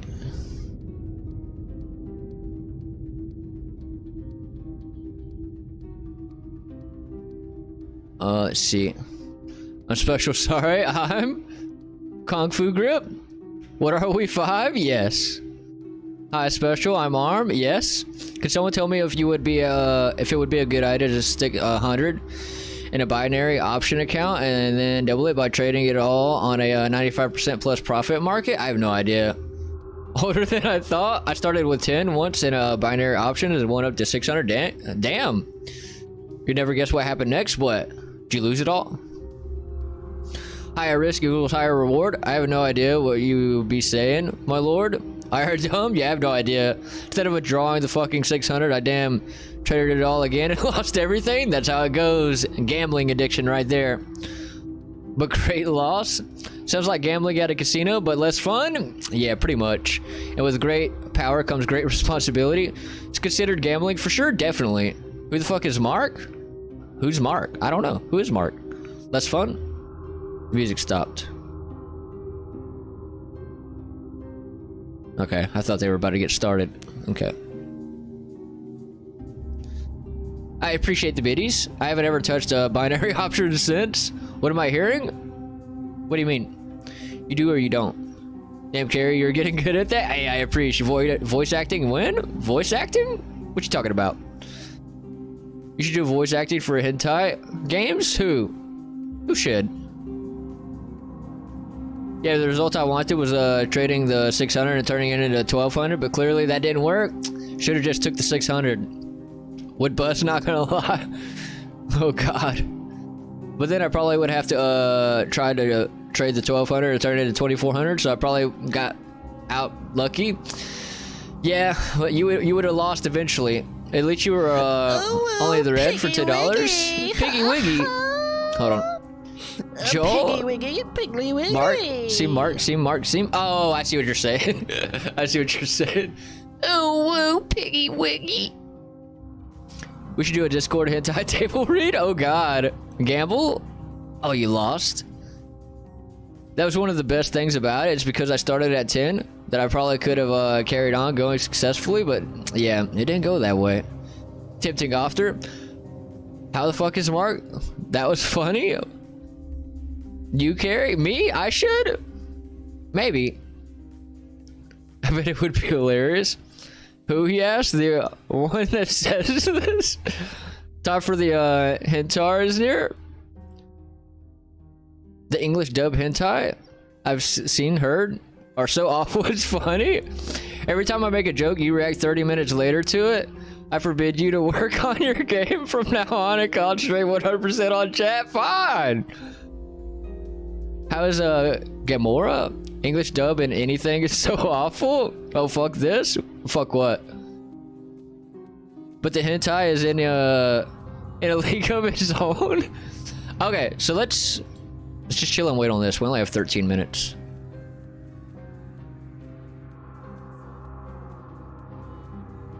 They could get started early, right? They'll probably be late, though. I bet they'll be late. How long is this? 9:30 PT to 12:30 will begin at 9:30. Oh, this is the starting time. 30 minutes? 30 minutes isn't too bad, yeah. They just went live on Twitch? Did they? But is it just the screen? Or are they doing something else there? Same screen? Okay, okay. Let me make sure Unreal shut down, because this project likes to stay open. Yeah, shut that down. Excited? Very excited. Are you excited, Siler? Yeah, it's gonna be awesome. I'm excited to see what the hell they announce. Also, welcome in, Pixel Shake. They would be late if anything? Yeah, probably. True. I think oh, I missed that. The chat's going too fast for me to read it. I definitely don't recommend binary options anymore. Yeah, probably not. True. At this point, hentai is more like an English word too. I would probably recommend forex and crypto trading though. Yeah, hell yeah. I'm not touching it again. There'll probably be a pre-show first, maybe.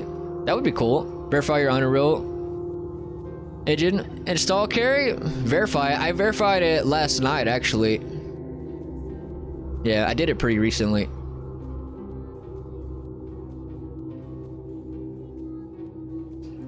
Yep. You missed the sub, by the way. Did I? Who subbed? Was it a YouTube sub? Yeah, everyone go check out Siler. Siler's doing some cool shit. Yep. What are you expecting to see, Siler? Thanks for the shout out. Hell yeah. I was trying to make a terrible binary joke. Oh, whoops. Good. I'm 100% 10 sure that the word hentai is more used in the West than it is in Japan. Probably. It's live? It is live, but they're not doing anything yet. We're sitting here waiting. I'm awesome, thank you, and glad you're good. Hell yeah. Shh, Ben. Well, the West has more people. Does it? I thought Japan had like a lot of people.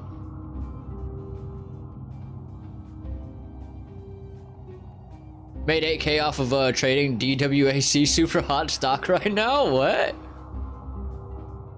Man, I need to make 8K real quick. That would be nice.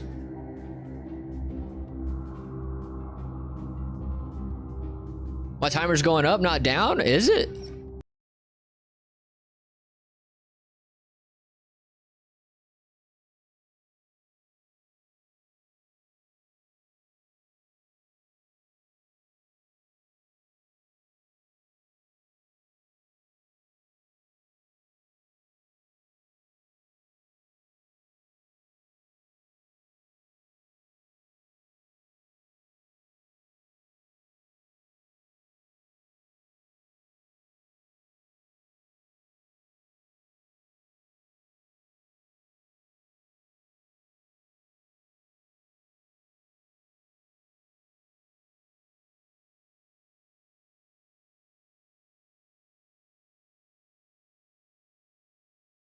Good.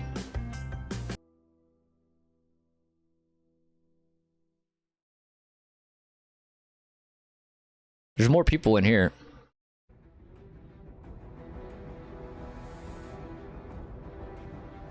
Sure.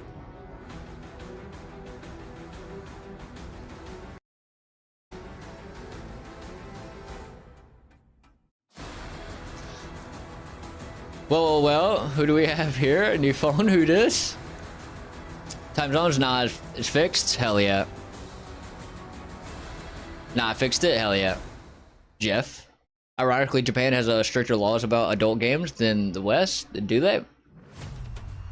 Beachman sexy? Ooh.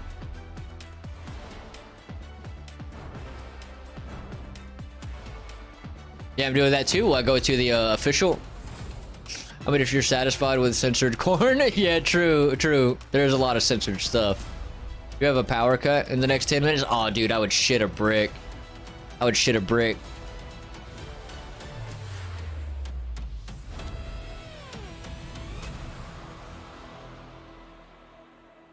Find it in Fortnite.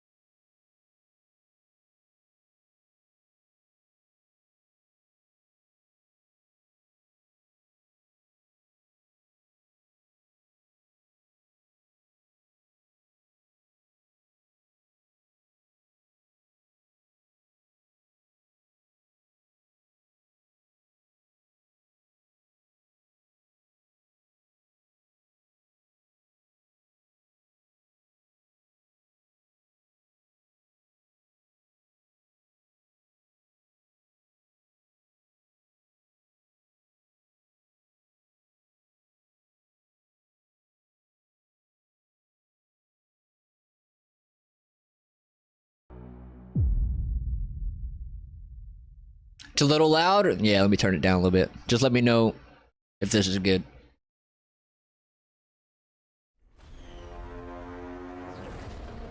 About 6 minutes? Nice, nice. We're getting there. We're getting there.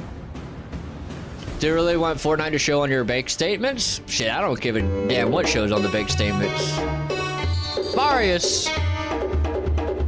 Alright. This will be the last one of those. And then any more, if it happens during the, the talk here, we're gonna have to pause that till the end.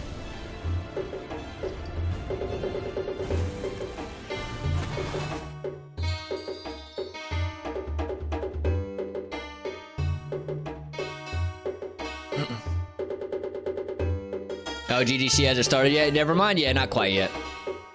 Money is showing up positive in my account. It could be whatever. Exactly. I don't give a damn where the money comes from. If I get money, I'm cool with that. If it happens during the show, you're just wasting your points? Yeah, pretty much. Don't do it during the show. Don't do it during the show.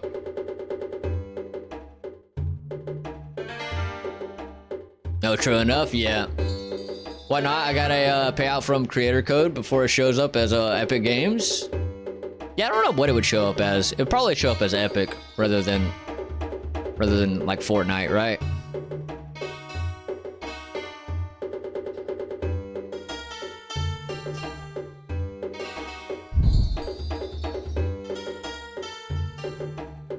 It's only $100, so don't come at me. Hey, $100 is $100.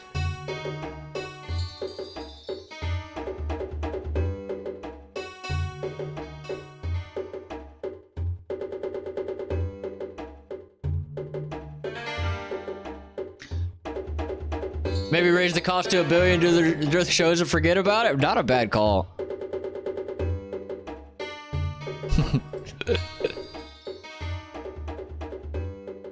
Oh, I would have to go and blurp. We won't worry about it. If you do it during the show, we're just not gonna do it. Just keep that in mind.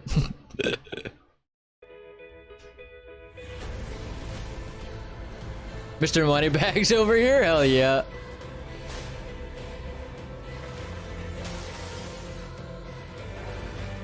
That also took 5 months to build up, so really it wasn't worth it? Yeah, that's like...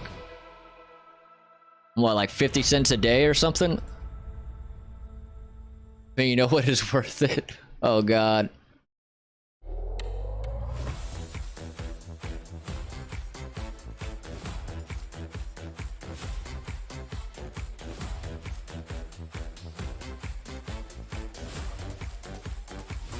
Gamble? Oh, you won? Hell yeah.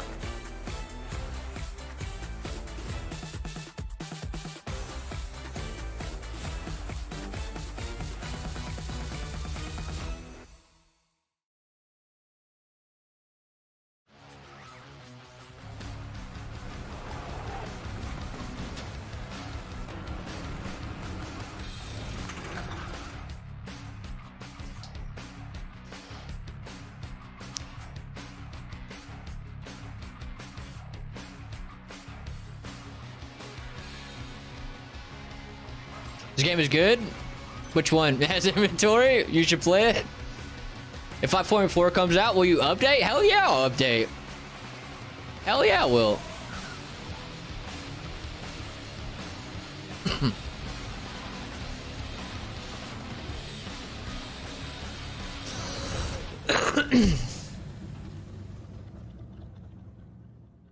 Okay,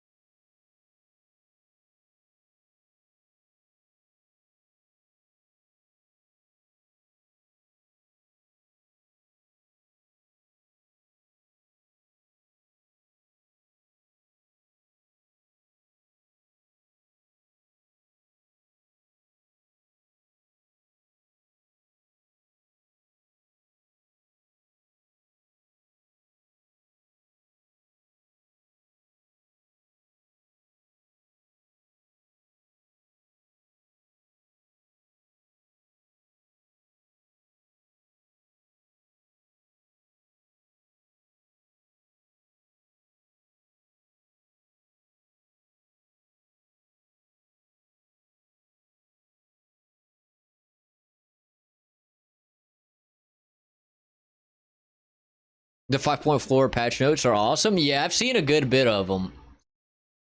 A catheter is not what you think it is, Carrie. A catheter is what goes in your penis, right? How much are they going for? I need an RGB one. You what now? Yeah. Oh, is it starting? All right, here we go. Shh. Oh, it's not starting. Never mind. I got excited.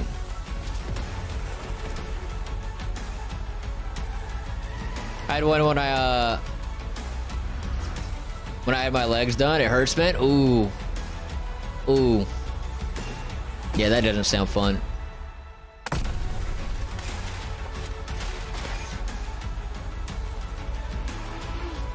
Oh, fuck yeah. Hell yeah. When they take them out, they say it won't hurt, but they're lying? Ooh. They not even drug you up for that?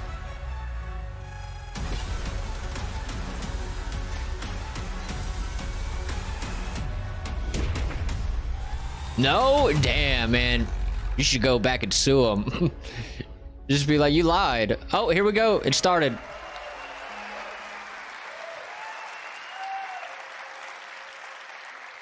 Wow, some incredible work over there. Okay, hello and welcome to the State of Unreal 2024. Before I jump Turn in, it up. you may be wondering why it's me up here kicking things off instead of Tim Sweeney, as he's done for the past decade. That's because he's down Let in me know if it Australia gets- fighting the good fight. let me know for if it all gets too developers. loud. What we're fighting for is a big part Might of need why volume we're here up, yeah. today. It's about opening the market so that you can have a fair deal with when you build and distribute your games on any platform. We have a fantastic That's fine, show cool. in store for you today, celebrating exciting new features for Unreal Engine 5.4, as well as a lot of cool updates for UEFN and the Epic Games Store. So, over the years, this show has become less and less about us and more about you, the Unreal Engine community. So today, we'll also be hearing from a bunch of awesome developers that are making kick-ass games in Unreal and our other offerings. Since last year, there's been quite a bit of activity in the Unreal ecosystem, and the most recent news is from the world of animation. I agree. The short film, War is Over, directed by Dave Mullins and produced by Brad Booker, won an Academy Award for the Best Animated Short.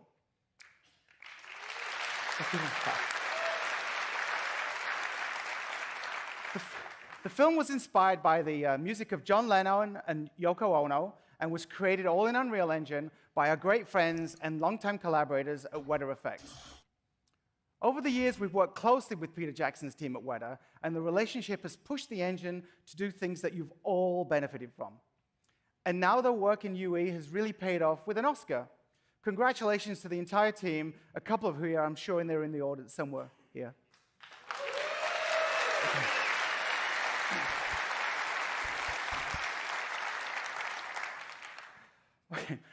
Many of you are leveraging the full stack of offerings from Epic, from tools and content to services and distribution. We're always working to improve our ecosystem for everyone, regardless of whether you're developing with UE or and through UEFN, we're also helping to connect you to a massively engaged audience where you can make real money when players engage with what you've built. And when it comes to Unreal, our engine is your engine. We got ads, And we've sorry. been pushing the envelope with what can be done using UE through shipping features and games with inside Fortnite. Every product we make is battle-tested to the limit by us, and we strive to make an engine that helps teams of every size succeed. And with source code easily available, you have no hidden barrier holding you back. Because our engine truly is your engine, we also want to thank you, the community of developers, for pushing great code back into Unreal, either directly or Yeah, if the ads just indirectly into the run, marketplace, it'll making there the won't be engine no better for more all of us. through this whole thing. We make the core Shouldn't be. engine, you make it Unreal. Okay, are you ready to see something really is truly unreal? Okay, all right, let's roll it.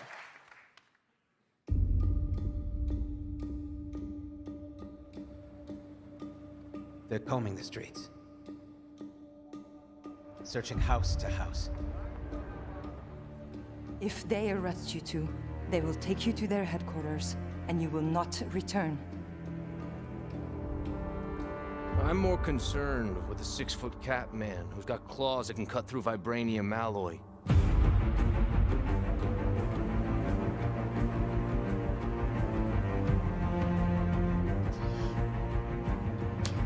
By my count, that makes 2 super soldiers loose in Paris.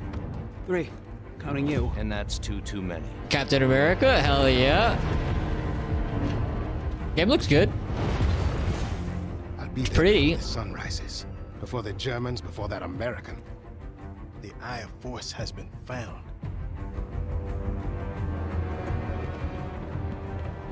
Please, just stick to the rooftops. Where's the Flash? Stand beside me. When am I not? DC. It's better if I tackle this one alone. You may encounter some obstacles. That won't be a problem. Our cat friend is definitely here too. By the look of things, he's not very far ahead. The American boy is right on your heels. Who the hell are you? If you wanted us dead, we'd be dead. So what do you want? Answers.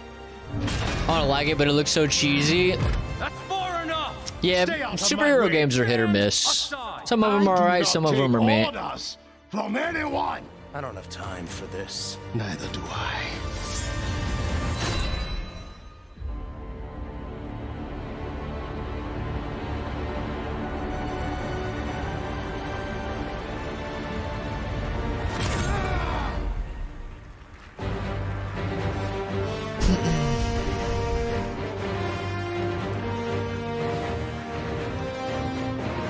$2025.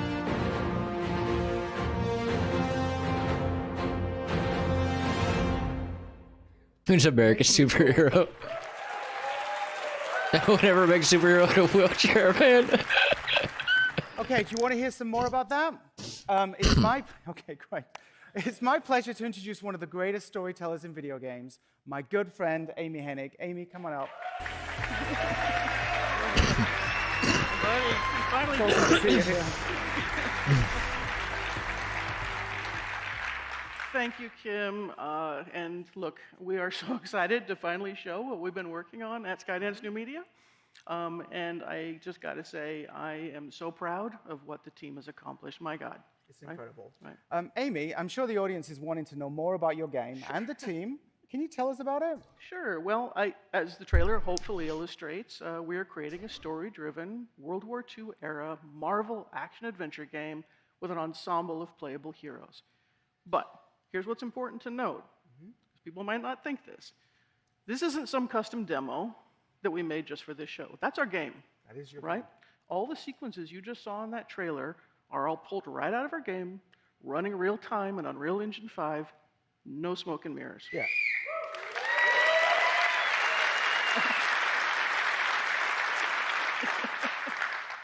I'd expect nothing less from your team. Absolutely incredible. As with many of your past projects, you're really bridging the gap between films and games. But this is a whole new level. What's different nowadays compared to the old days? Yeah. Well, look, I mean, you and I have known each other for what, over a decade now? Over a decade, yeah. Right. And we immediately hit it off, and I think it's because we've been chasing the same dream, right? True, yes. Which is to create richly interactive experiences that are cinematic, immersive, and make you feel like you're in a movie, but with all the player agency that you expect from a really great game, right? Absolutely. And in the past, this has always felt like it was just beyond our grasp. But I think we're finally crossing that threshold. Yeah, we're trying our best. Yes, we're trying our best, yeah. And look, when we're telling a character-driven story, it's critical for us to be able to really faithfully capture and honor every nuance of our actors' stellar performances. So we've been incredibly grateful to be able to partner closely with our friends on the MetaHuman team to tell our story. Oh, they're using A little bit about metahumans. the visuals in the game. For real? Well, again, thanks to Epic and the Unreal Engine development team, we've been able to leverage some of the new Nanite and Lumen features being released in the 5.4. And honestly, this is really helping our team to achieve a level of visual fidelity that enables us to present this authentically grounded Marvel universe. Okay. All right. Well, let's go a little bit deeper and see some of the Yeah, they know how to use them. by firing up a level in the game. So, let's do that. Sounds good. Okay. First, I'd like to introduce two of my colleagues. Colin Hennon, our cinematic animation director. Yay! And Roman Adiola, our director of photography.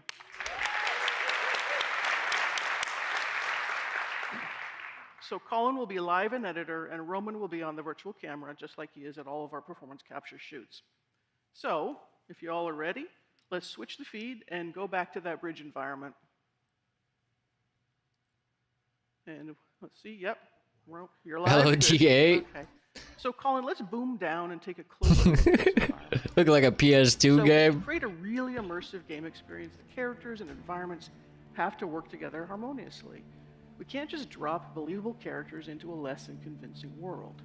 So we need to start with authentic and densely detailed environments as the setting to our story. And look, because part of our story is set in 1940s occupied Paris, we needed the world to have a really believable and visceral level of detail and grit, as you can see here. So Roman, why don't we focus on the ground here for a bit? Now look at that. That's an amazing amount of detail. It would have been nearly impossible to get something this complex You're streaming in real over time Fudge. without the new features of 5.4. So Kim, let's talk about some of the levels of detail that we're seeing here. Sure. So we're talking about Nanite's new adaptive tessellation feature. So whilst Nanite lets you create environments like you're seeing here of incredible detail, the memory requirements can become impractical to realize for such a level of complexity across a huge level without the need for lots of instancing. And we thought that was a challenge and we wanted to deal with it. So Colin, let's actually strip this scene right down to the dirt so folks can see what we're talking about. So, see how simple, this is relatively simple ground plane. Actually, let's show the triangle so you can actually see what's there. Just a few hundred triangles. Let's pop it back to the beauty render view. But with this new dynamic tessellation capability, we can actually displace that simple geometry and create new three-dimensional geometry of the quality that you're used to with Nanite. With nothing more than layering tile textures and using shader logic, you can make incredibly complex effects. So instead of me trying to explain it, let's get Colin to show the magic, and let's see a transformation of this face. This technique allows you to see an unprecedented level of geometric detail, but it's also memory efficient and can be changed dynamically in the runtime of your game. So they're just doing Things like tessellation for the footprints or snow? tire tracks, or even supernatural effects, if you would want them, can be visualized. And just to show how this simple geometry has now been transformed, let's have a look at the triangle view again. There you go. What you expect from Nanite. So it's a really, really smart, interesting technique to actually get detail into the games without crazy, crazy amounts of geometry. Let's switch it back to the detail view. Thank you.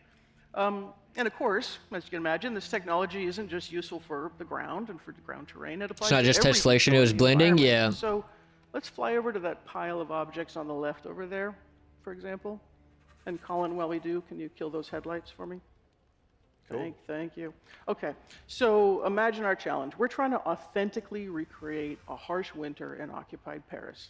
That means every prop, every object, every detail, every rooftop needs to be realistically blanketed in snow. So now let's show how we can dial up the snow accumulation on these objects, right? And of course, we can dial it back as desired. It's making me feel chilly, actually. Yeah, actually, it's a little cold up here. Or maybe it's just nerves. And remember, of course, like Kim said, thanks to this technology, this is all actual geometry. So you can see how tools like these would really empower even a small team to art direct and set dress their environments dynamically. It enables our artists to create a series of layers in the environment and then build up the complexity, layer by layer by layer. Now, speaking of set dressing, let's go check out that fire barrel over by the watchtower we saw earlier. Yeah, that's the one there. And let's turn on a light to really illuminate the smoke coming out of the barrel. Thank you. Look at that. That's amazing. We could have never achieved effects this realistic in the past. Yeah, that smoke looks good as So hell. this is what we call heterogeneous volumes. In the past, effects like these would be done with particle sprites. But that's kind of a cheat that often breaks down and can look flat. It's nice from afar, but far from nice, as we say back in the UK. So if we look at the glow of the fire as it dynamically illuminates the volumetric smoke, you can see that light transmitting through the volume. You can also see that the smoke itself is casting shadows onto the world, but also itself. these volumetrics can also mix with more traditional effects as well. So if you do want to put particles in there, fog, or even cards, you can do it. It all works in a unified way. You can run the simulation, the smoke simulation, in Unreal Engine natively if you want, or you can import OpenVDB datasets as sparse volume textures, resulting in film quality visual effects, volumetric visual effects, all running in real time that are totally responsive to dynamic lighting. Yeah, and it just looks incredible. Now, of course, all of this is just to help us tell our story, right? And the story is nothing without great characters. So let's head back over to the bridge and catch up with Cap. Now, an essential part of any character's persona, particularly a Marvel hero, is their look. And it can be really distracting if the outfit doesn't look as realistic and believable as the rest of the world. So you can see Cap's leather uniform fits just like you would expect in real life, with all the correct material properties and the complexity of creases forming as he moves. From a technical perspective, this is where we can effectively utilize machine learning. We can set up and run complex simulations in a package like Houdini and import that data into UE. We then use this to train an ML model The producing film footprints. quality deformations that run in real time. But none of this matters without great facial performances. So let's bring Azuri, T'Challa's Where is grandfather, the and our Black Panther, inventory? into this scene, this time with his mask off. But I know who you are, Captain. America's hero, dancing around in red, white, and blue underwear. That shield that you hide behind does not belong to you. You are unworthy of it. All right, and as he pauses here, Roman, why don't you go in really close and really show everybody the detail that we have in these models. It's insane, right? Like, Amazing. It's essential for us to retain every nuance of Face the looks outstanding quite decent. performance Looks that our hella actor, good. Kari Payton brought to Azuri's character. What you just saw there were Let's see the next scene, though. metahuman animator solves. Howard, I appreciate the sub. So Thank working you. with the metahuman process, we've been able to honor our amazing actors' performances and faithfully transform them into equally powerful digital performances. Now, of course, it all starts with the actor's talent, and we're fortunate to have two of our cast with us in the audience today. So I'd like to introduce Drew Moorline, who plays Captain America. Yay!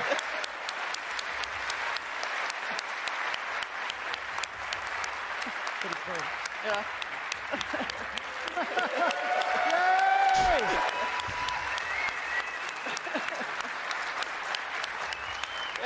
And Kari Payton, our Black Panther. See, they hug. They're friends. They're not really fighting. It's all good. And of course, I want to take this opportunity to thank them and the rest of our wonderful cast for going on this incredibly crazy journey with us.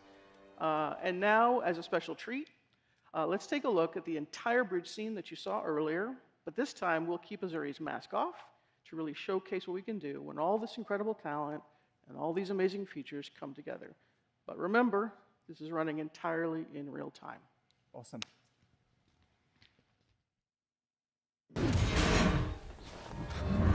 I bet she's hell to work with, probably. I'm here on the business of the United States government. Yours is not the only business here. Stay out of my way. Stand aside. I do not take orders from anyone. Turn around, boy. Go home. Look, pal, I don't know who you are. But I know who you are. Captain. America's hero. Talk more about how you optimize Dancing Metahuman. around Yeah, in this is red, just a white, and blue big underwear. ad Says the for man this dressed game like so an far. overgrown house cat. That shield that you hide behind does not belong to you. You are unworthy of it. I don't have time for this. Neither do I.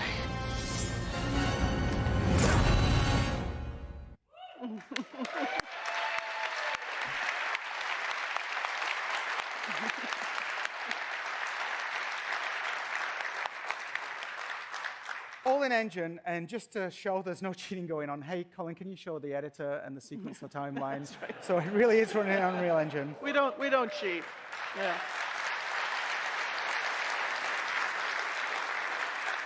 So, absolutely incredible. I've never seen performances in a video game that are so believable. The storytelling, the action, I can't wait. It's going to be so good to play.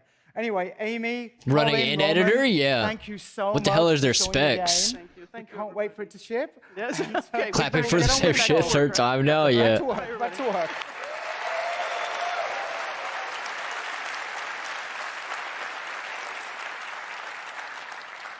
All right, so to get more information on what you've just seen here, there'll be a tech talk at 12:30 Video p.m. editing in the this editor. room to go over all the fine details. 3 FPS Now, and my to get PC more detail definitely on the, same. into Yeah, my on the PC would exciting shit the new features bed. of Unreal Engine 5.4, I'd like to bring to the stage our Vice President of Engineering, my good friend, Simon Tourangeau.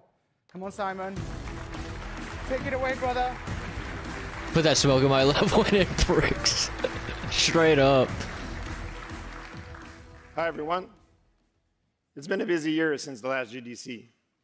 Back in October, we shipped UE 5.3. Then, in December, we launched Fortnite Chapter 5, along with LEGO Fortnite, Rocket Racing, and Festival in our Big Bang event. And now, we're about to ship UE 5.4. Everything we shipped over last year has made UE a better engine for you and the entire community of Unreal developers. So let's take a look at what's coming. On the rendering side, we just saw some of the beautiful scenes in the Skydance demo. They showed what can be achieved with nanite tessellation. There were also nice volumetric effects using our heterogeneous volume feature. In 5.4, you'll also get other features like local fog volumes and Niagara lightweight emitters, just to name a few. But most importantly, we've made a lot of performance improvements. We now have faster lumen, shadows, and ray tracing. We've added variable rate shading for nanite. We massively improved instant sculling, and we significantly improved parallelism in the renderer. You name it, we made it faster. With the city sample demo that shipped in 5.0, our console tests showed that the render thread time was reduced by 50%, and the GPU time decreased by 25%. Now, let's talk about animation. Over the past year, our team has been hard at work on a world-class Faster update to our inventory. animation systems, and I'm happy to share that our motion matching technology is now production ready.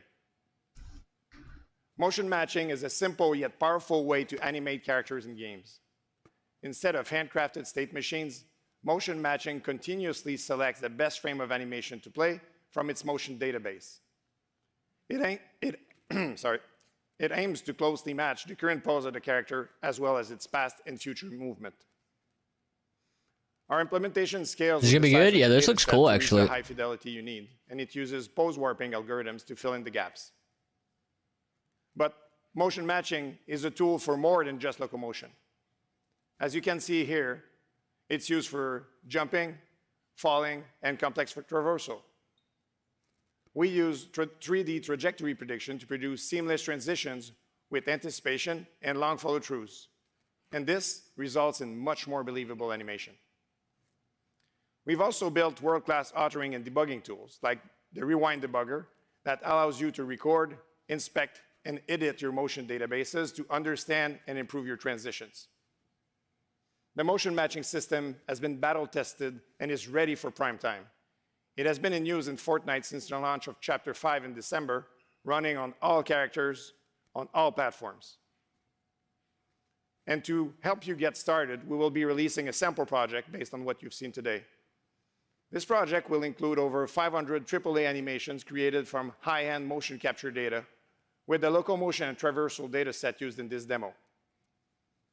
Best of all, it will be free for all Unreal Engine developers and compatible with the MetaHuman rig. Free animations? Shit, I'll take them. Over 500 free animations? Hell yeah, dude. Now, a lot about creating a game is about telling a story. To bring their ideas and visions to life, storytellers must iterate constantly and efficiently.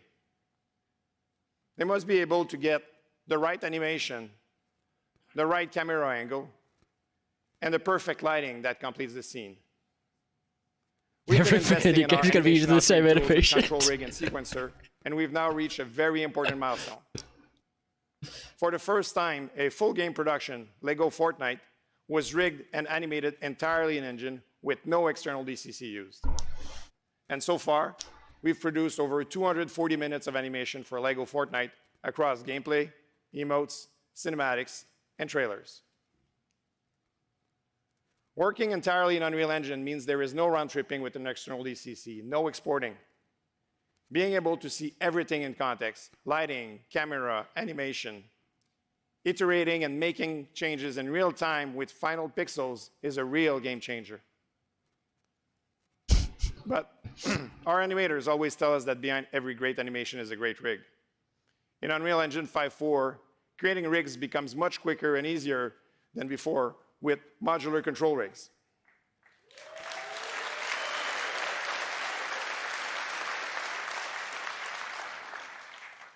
Creators also have the ability to author skeletons and skin weights and take advantage of our new suite of deformers to help achieve fundamental rig features such as squash and stretch.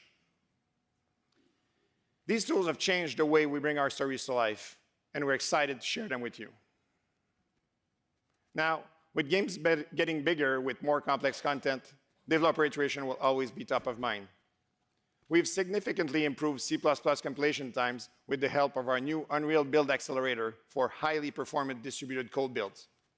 On our build farm, we now see that Unreal Editor compiles 2 to 3 times faster. You'll also be happy to hear that we compile far fewer shaders in the editor as well as during cooks.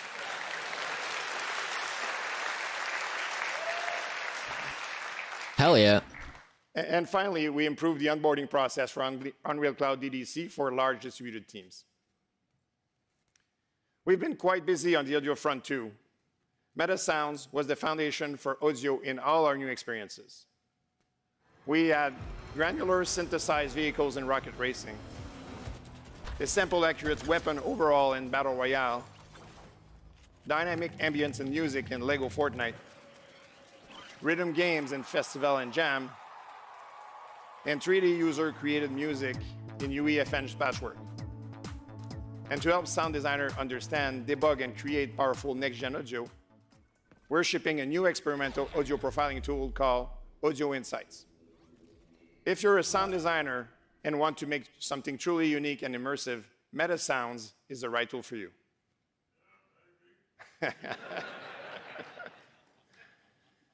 Now, let's talk about our procedural content generation framework, which we released as experimental last year. With PCG, artists can build vast worlds efficiently in a completely art-directable way. Using a node graph to set up parameterized rule sets, you can create fast, iterative, and deterministic procedural content, even at runtime. For 5.4, we added new features such as runtime hierarchical generation, attribute set tables, feedback loops, and the list goes on. We use the PCG framework in our internal production, including LEGO Fortnite. In fact, the team developed their own world creation system using PCG to craft their massive environments. Their system generates a vast amount of unique tiles, which are then assembled on the fly to compose a unique world for each player to experience. Our learnings translate into new ways for you to use the framework, develop new tools, and create your own gameplay opportunities. To get you started, we are also releasing a PCG biome creation plugin as a concrete example of a flexible, data-driven tool with built with a systemic approach featuring the latest improvement. So we're happy to announce that the PCG framework is going beta with UE 5.4 and planning to be production ready by GDC 2025. Speaking of LEGO Fortnite, the game has been an amazing opportunity to battle test and improve some of our features. Chaos physics was heavily optimized to support large-scale building and destruction with a new prediction model to create fewer and smoother corrections for physics objects. Someone please give him a glass of water. It's worth Yeah, noting that the he needs some multiplayer water. physics sandbox runs server-side and therefore provides coherent and performance simulation on all platforms. Our data-oriented programming framework called MASS was put We need to a better test landscape. I to agree. simulate and Landscape hold is more than expensive. 6 million lightweight actors. And finally, we optimized the engine storage, memory usage, and perfs, resulting in LEGO Fortnite working great across all platforms, including mobile. With all of this work, Unreal Engine is now even better for your own ambitious cross-platform projects. I hope you enjoyed this short glimpse of all the cool things our teams have been working on. I invite you all to check out Preview 1 of Unreal Engine 5.4 available today, with the full release coming in a month or so. To get a deeper dive into our animation updates, join us for our Tech Talk later this afternoon, and check out our Tech Talks, our talks at our Learning Theater in our booth over at Moscone. And as always, you can visit our roadmap to learn more about the future of Unreal Engine. Enjoy the rest of the show, and please welcome Dana Cowley. Yo, so the preview to it's coming out today. Hi, everyone.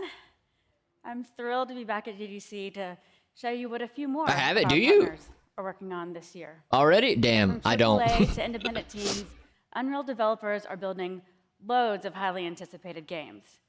You're telling new stories. You're translating creative IP across platforms. You're bringing the worlds of interactive entertainment and cinema closer together than ever before. And speaking of movies, we're excited to share that studios have used Unreal Engine to deliver more than 800 films and television shows to date. And that's a 45% increase in the number of productions from last year, and it goes to show just how fast this community in media and entertainment is growing.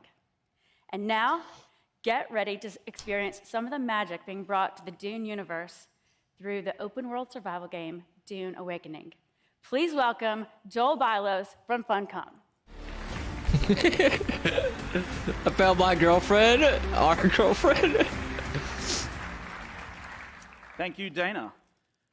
Ever since the first time I read Dune, I was fascinated by the exotic universe that Frank Herbert had created. And then came the movies from Legendary, Warner Brothers, and Denis Villeneuve, who brought Dune to the screen in the most epic way imaginable. So, when Funcom had the opportunity to turn Dune into an open-world survival MMO, we were extremely excited and a little bit nervous. The challenge of recreating the universe of Dune is vast. Our team embraced the idea of using brutalist architecture against the flowing desert landscape to create a world that dwarfs and swallows the player. Fortunately for us, we've been working with Legendary right from the beginning. We got to walk around the sets that they had built for the movie to see how it felt to be transported into the world of Arrakis. And our concept team used this knowledge to help inspire the visual language of the game. And we were very grateful to work with Greg Fraser, the visionary who won the Oscar for cinematography on Dune Part 1. Greg is an artist with light, a master of visual tone, and his vision for Arrakis has greatly shaped our world. Let's have a look.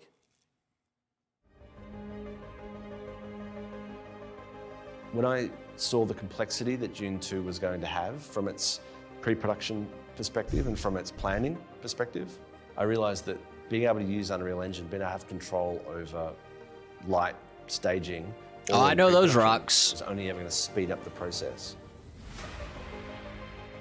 A large part of what we used Unreal for was to pre-plan the shots that we were trying to achieve so that we were able to then... This is a reminder to save your work now, for fuck's sake. When the shadow was going to reveal them, when the shadow was going to be off them. So using Unreal in pre-production was a godsend. The guys that are making the Dune Awakening game have been quite inspired by the world that we had built. I'm gonna watch the movie and be like, Quicksilver! And they've built a world which continues the world that we built. Yeah, I recognize these rocks for sure. Probably even expands upon it and builds a world that's greater than the film that we've made. And what excites me going forward in the future is that, you know, you got gaming on this side and film on this side, and they've been very separated ads. up until now. But slowly they're coming Damn. together. And I think right now we're at a point where they're literally crossing over. And I think the skills from gaming technology and the skills from filmmakers are going to cross-pollinate and become useful for each other. So, from book to film to game, we needed to take the leap from authored story to player-driven sandbox and create the possibility spaces for our world. We needed to build a world of discovery, exploration, and survival. And for this, we turned to Unreal Engine. It comes with the flexibility of the blueprint system so we can set up those sandbox interactions. It provides a world-leading renderer for amazing visuals, and thanks to Nanite, we can use high poly models at all distances, making the landscape something truly epic to behold. To build our world, we use Houdini with Unreal to generate landscapes with a non-destructive workflow that allows our level designers to sculpt and regenerate without causing issues. And for Dune, we knew that our sand had to be world-class. Using Unreal plugins such as Fluid Ninja, we were able to build sand displacement technology that reacts to small details like footprints from a player's walk or 2 run. terabyte game. And finally, Lumen provides a lighting system that combines global illumination and bounce lighting to make both our exteriors and our interiors look truly stunning. For us, working with the Unreal Engine toolset, collaborating with our partners at Legendary, and working in the universe that was created by Frank Herbert and brought to life by Denis Villeneuve has been truly inspirational and exciting, and a lot of hard work as well. Humans have always had this drive to create, to build worlds, whether in text, on screens, or in games. As a company, we've been on this journey for a long time, crafting open worlds where players can live out their dreams and fantasies. So with that, we're very excited to share our latest trailer with you. Thank you very much for listening. Let's take a look.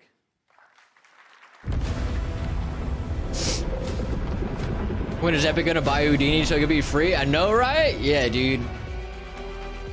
Friggin' Houdini. Don't even say Houdini to me. Unless you're saying it's free.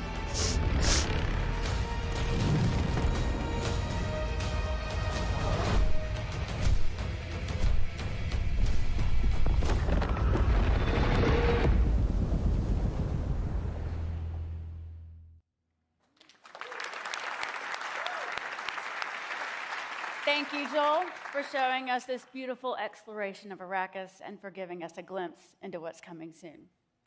Continuing with the theme of game developers creating new worlds that are faithful to the stories that fans love, Zynga's Natural Motion Games is expanding one of the most popular galaxies in entertainment, and they are here to give us a new look at Star Wars Hunters. Please welcome Rich Kemp to the stage.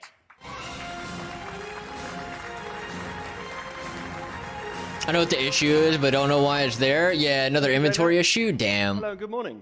As Senior Art Director at Zynga's Natural Motion Games, I have the privilege of working on Star Wars Hunters with the rest of our amazing team. And I'm excited to talk to you about our upcoming cross-platform arena shooter. In our game, players will face off in 4v4 multiplayer battles, selecting from a roster of brand new characters to fight in battlefields inspired by iconic Star Wars locations. Hunters squad up and head into battle against the competition, both friendly and fierce. Our vision for this game is to create new and authentic expressions of Star Wars characters based on iconic archetypes familiar to fans, but with an all-new twist.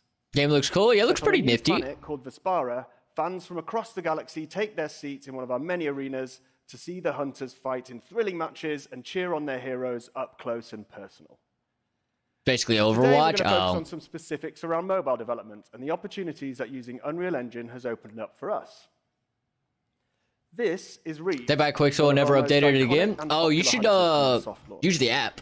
It took a lot of work to There's create way more this shit in the app version. lightsaber-wielding dark side assassin you see before you, starting with us collaborating closely with our colleagues at Lucasfilms on ways we can create something grounded in the Star Wars galaxy while still keeping the sense of larger-than-life personality that is unique to our game. We wanted each hunter Just got back. What is this game? It's Star Wars. Star Wars. Some Star Wars mobile game. Using Unreal's animation features coupled with our character creation tool, I can't wait to use all these animations. Yeah, I'm snagging those animations, dude. For real. Hunter, and identifying gaps that we could fill with simple animations created within Unreal itself. Using Unreal's multiple pie views and networking modes allowed us to test and tweak multiplayer abilities rapidly, which supports us in achieving great gameplay experiences across all of our maps and modes. In particular, the option to control one view with mouse and keyboard and another with controller means two people can play in one machine at once and then tweak the gameplay in real time. This is very useful for understanding not only how it feels to use a weapon or ability, but also how it feels to have it used on you. And this is particularly important to nail an ability like Reeve's Vicious Leap, where the player needs to feel powerful, but also in control. Unreal has been a great asset in helping us build and deliver a game that looks great and is an authentic addition to the Star Wars universe. We recently revamped our lighting, making full use of Unreal's best-in-class lighting tools, and this has significantly enhanced our visuals. This upgrade delivers a broad spectrum of vivid colors and realistic material interactions with scalable performance across all of our platforms. Unreal Engine's dynamic tools have played a pivotal role in infusing our cosmetics with character without the need for extra animations. This secondary movement in the scene further brings our world to life and is particularly impactful on smaller screens. By incorporating HDR cube maps, we've heightened the richness and vibrancy of our materials across all of our Best in class, what does that mean? Unreal Engine 5's advanced post-processing and cinematic features have enabled us to seamlessly create marketing assets from the newer version of the engine. We're incredibly proud of how, with the help of Unreal, we were able to craft this high-quality cross-platform experience, both in terms of gameplay and visual fidelity on all of our platforms. We can't wait for you to play it on iOS, Android, and Nintendo Switch soon. Thank you, and see you in the arena. I'm gonna go bust a nut. Be right back. Oh God. Thanks, Rich. The game looks awesome. High quality mobile game, the best of all the best of mobile Another thing games. we love to see As good as that could be. is With developers building microtransactions. brand new IP from the ground up. And we've long admired the work of our talented developer friends in Korea who are always pushing the state of the art of massively multiplayer games. Ooh. Chrono Odyssey is no exception. And it has Yo. captured the attention Chrono of Odyssey. players at I'm a excited global about this scale. one. So let's hear some more from Bonggun Bae, the CEO of Chrono Studio. See that logo looks like a sex toy? Dude, Chrono Odyssey looks so good. I've been waiting on this game. 땡큐 데이나. 안녕하세요. 크로노 스튜디오의 배봉건입니다. 저희 대표 게임인 크로노 오디세이 진행을 상황을 공유드리게 되어 매우 기쁩니다. Hello everyone, this is Bonggon Bae from Chrono Studio. Today, we're excited to share the progress of our flagship title, Chrono Odyssey. 크로노 오디세이는 시공간까지 조작할 수 있는 MMORPG를 목표로 2021년부터 시작하여 지금까지 120명의 The game you told me about, Carrie? Yeah, this is that game. MMORPG를 만들기 위해 노력하고 있습니다. 세테라의 광활한 오픈월드, It's not a sly comment. I mean, seriously? I think so. 성장, This game looks hella good. 게이머분들께서 즐길 수 있도록 노력하고 있습니다.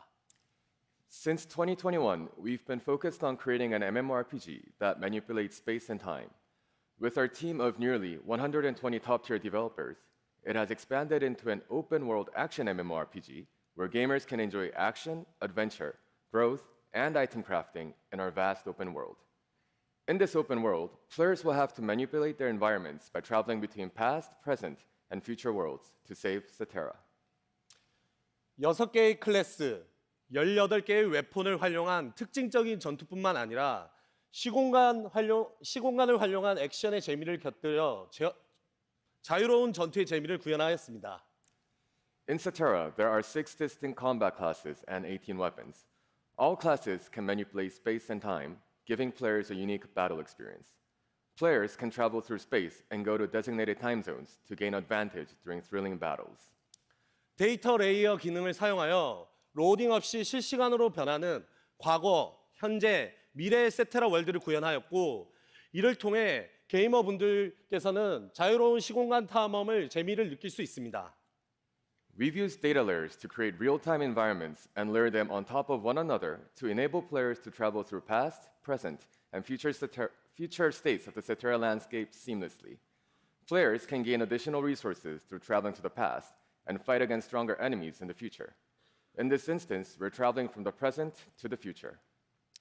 월드 파티션 기능을 사용하여 12제곱킬로미터 이상의 랜드스케이프, 약 50만 개의 벡터를 구현하였고 이를 통해 게이머분들은 친구들과 함께 자유로운 월드 탐험의 재미를 느낄 수 있습니다.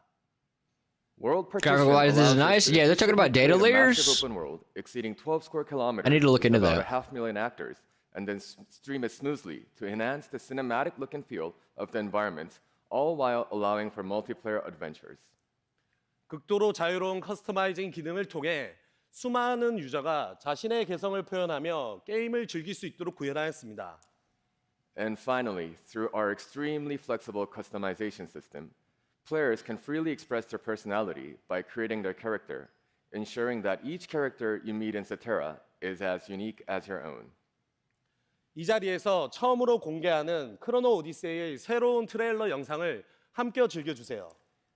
Now, we are excited to show you our brand new trailer for Chrono Odyssey. Please enjoy.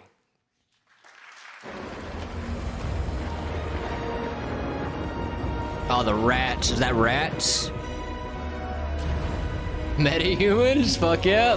Man, let me plug into the Matrix and just download all the information that is required to pull these things off. I know, dude. That's why you need a team, really. If you want to make games like this, you kind of need a team.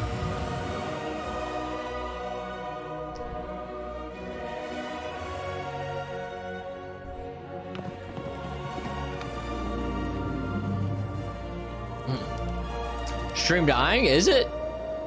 Did you get some lag or something?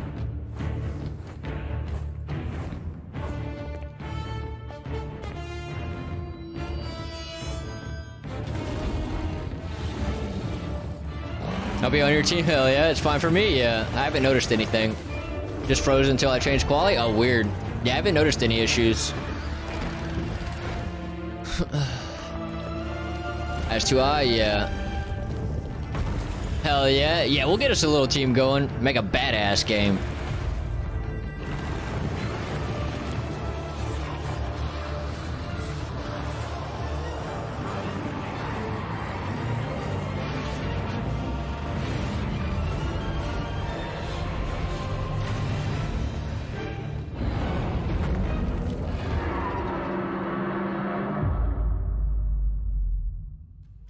Looks generic. I think it looks pretty good.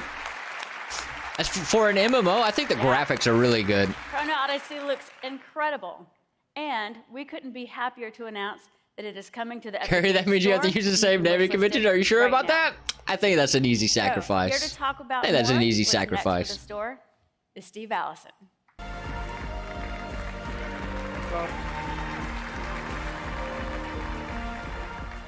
Might need Git for that? Yeah, we would need Git for that. Hi, everybody.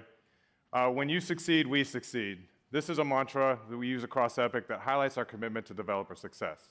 And this is what it's all about for us across Unreal Engine, UEFN, Epic Online Services, and the Epic Games Store. I'm Steve Allison, and I'm here to give you an update on EGS and what we're doing for developers. The Epic Games Store reaches a huge global audience that continues to grow and should be considered essential in the launch plans of every game coming to PC. Let's take a look at where we're at.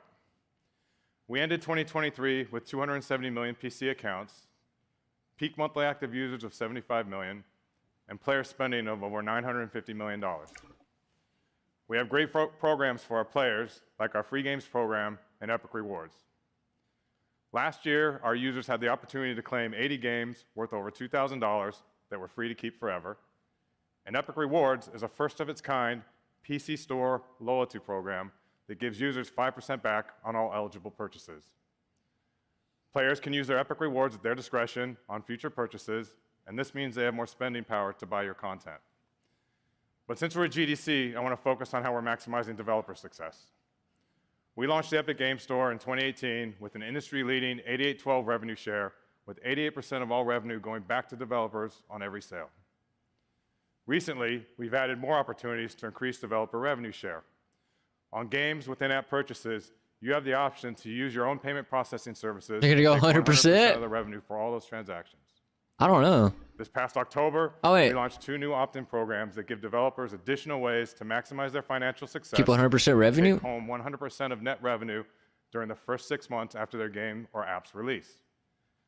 Epic First Run is an ongoing opt-in exclusivity program for new releases, and now on Epic is a limited-time back catalog incentive program. The combination of our base 88/12 revenue share plus these new programs give you a menu to build go-to-market strategies that can maximize your financial results.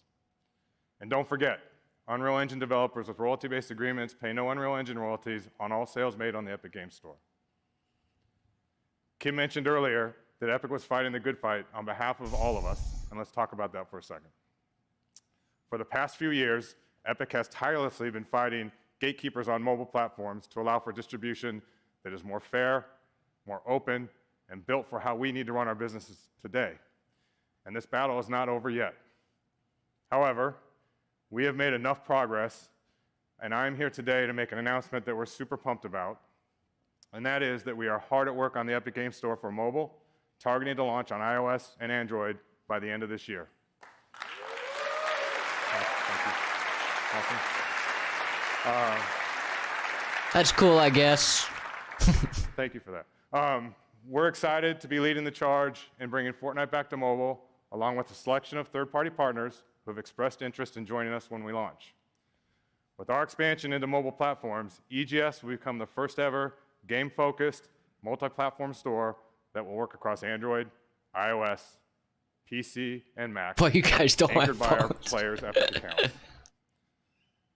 Everything I talked about today, both player and developer programs, will be available when the mobile stores expand, and that will also launch with self-publishing tools that will make it easy for our mobile developers to release their apps. To learn more about our plans for EGS, we invite you to join us this afternoon at 3:30 over at Moscone. There's a big fucking step. I know it sounds boring, but that's amazing. Yeah, I just don't really use the Epic Store much, like for buying games and stuff.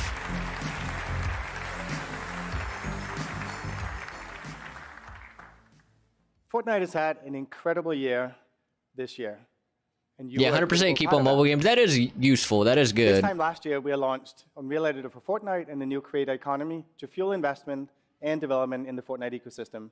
And today, we have lots more to share about what's next. Since we launched the UEFN beta, we've released countless features, and you have built and published more than 80,000 incredible experiences that have been played by more than 130 million players. Let's take a look at some highlights from the islands published with UEFN.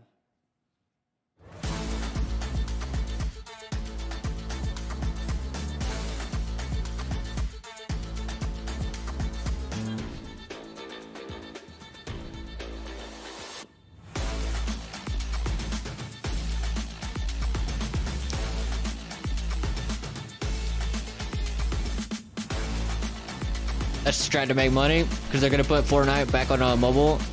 So this is the time to make a UE mobile game. Yeah, I don't know what kind of mobile game I would make. I've had the idea to do it before, but yeah, mobile games can make money though, for real. Because people would need the store on mobile to play Fortnite. Yeah. Breadth and depth what you've been able to make in UEFN continues to amaze us. Like every day feels like Christmas, like when we go in and see what people are publishing. And your amazing work has already resulted in more than $320 million paid out since we launched UEFN and Creator Economy 2.0. There's no secret path to success when you publish your game in Fortnite. You make a game, players play it, and you get paid. But we're not here to talk about what's already happened. Instead, let's take a look at some of the highlights of what's new in UEFN for 2024. So with recently released features, you can now design top-down gameplay, side-scrollers, and more. Try out the fixed-point camera, fixed-angle camera, and third-person camera devices all for yourself. And later this year, we're happy to If I made a finally mobile announce game and I don't know how to make, the yeah, I don't know how I would highly make either. requested camera. No idea.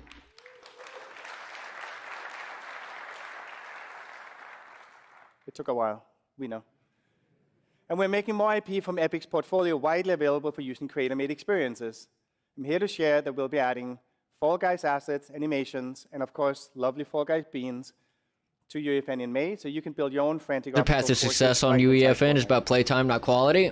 And also Yeah, you're talking starting about like today, we're if people releasing rocket racing templates and devices for like you to use build your map a own lot. race tracks using the same track designs we use to build rocket racing. So for the next stage of Fortnite, and ultimately the open metaverse that Epic is building towards, we need tools that solve for interoperability, scalability, and resilience. That is what led us to develop Verse, a powerful programming language that we released last year. And since we introduced Verse, we've added loads of new features: persistence, runtime error telemetry, incremental garbage collection. And we're continuing to move as fast as we can. And on top of that, this year we're introducing that we are building a scene graph system built right on top of the Verse language. It's an entity and component say you make a framework 5-minute that awesome enables AAA dynamic quality and horror game on manipulated objects in your UEFN, you'll game. make pennies. The system Yeah, and a is lot of designed to horror be games are simple, really easy to short. learn, and eventually powerful enough to build AAA game content. And an So important really, you point need to about be the making scene graph something is that's that while it's coming replayable first on to UEFN, right? it will eventually Probably not become really the foundation story-based for all games, but content built in the Unreal Engine. multiplayer games, more likely. We're starting with an experimental version launching the next couple of months with the goal of scene graph being available Yeah, to all yeah. creators in UEFN by the end of this summer. If you want to learn more, we have a scene graph talk tomorrow at 4 p.m. over at the Moscone. So next, this year we're also going to be enabling physically simulated characters in UEFN and Creative, and the ability to dynamically simulate any static mesh. So this you is create basically the Fortnite. Lego Fortnite physics and destruction system that we worked really hard on that now are being released broadly for all creators. We're super excited about the potential of true networked physics sandbox gameplay to enable creators to make interactive and emerging games that were previously not possible in Fortnite. So beyond the technical capabilities of the tools, just as important as making your game is finding your game. We saw new islands published in Fortnite go from 50 islands a day to well over 500 brand new experiences published every single day in Fortnite. So in discoverability is a key focus of ours. The goal is to give every island a chance to find an audience. We've already done a lot over the last year to improve Discover, and now we're going to be adding features and functionality specifically to the creator pages, including ability to follow creators, link out to social media platforms, and make it much, much easier for you to build your own distinct creator community. So we've talked a lot about what's coming to UM in 2024. There's a much deeper roadmap talk tomorrow that I encourage you to go and see in Moscone. But let's talk a bit about what are we doing next for our first-party development here at Epic. So we've always used our own games to push the engine forward, make sure it's battle-tested for creators. And it's time for Fortnite development to move over to UEFN and Verse. By the end of 2025, we're going to ship our first season of Fortnite Battle Royale developed in UEFN.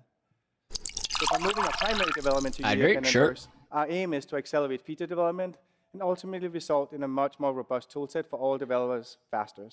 And what it means to everybody that chooses to use UEFN is that this is us ensuring that you're going to be able to build experiences at the level and depth and quality of Battle Royale going forward right inside Fortnite.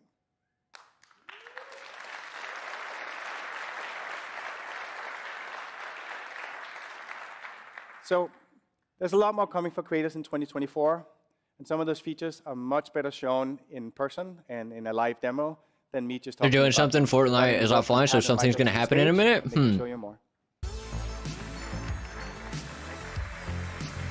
So there's a plan to change the language? Apparently they're changing Fortnite completely to UEFN, from what my understanding of what he just said. And now we'd like to share a project that we've been using to drive that progress. Hey, Michael. Hi, everybody.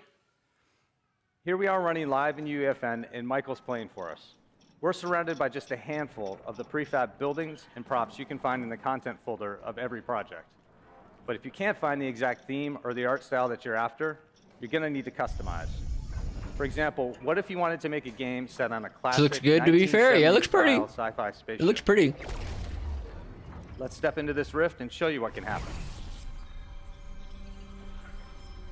Welcome to the Talisman, a deep space cargo vessel.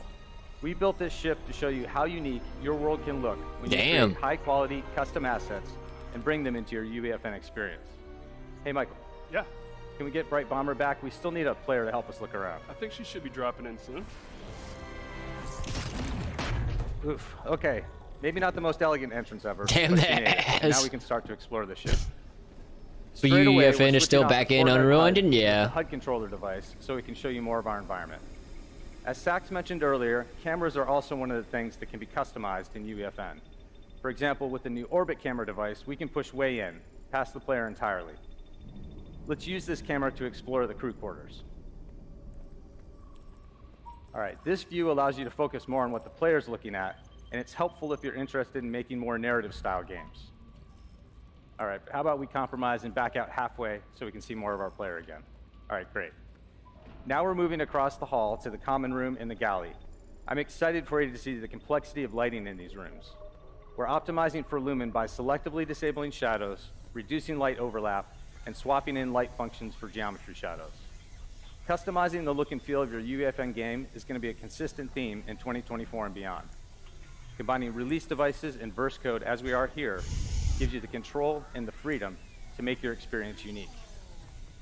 That verse code you just saw actually has to do with assigning our player a quest. We're going to trigger it. Yeah, this being in Fortnite as a mod is Unreal. No pun intended. UI, we've styled the pop-up messages and the maps to fit our sci-fi experience.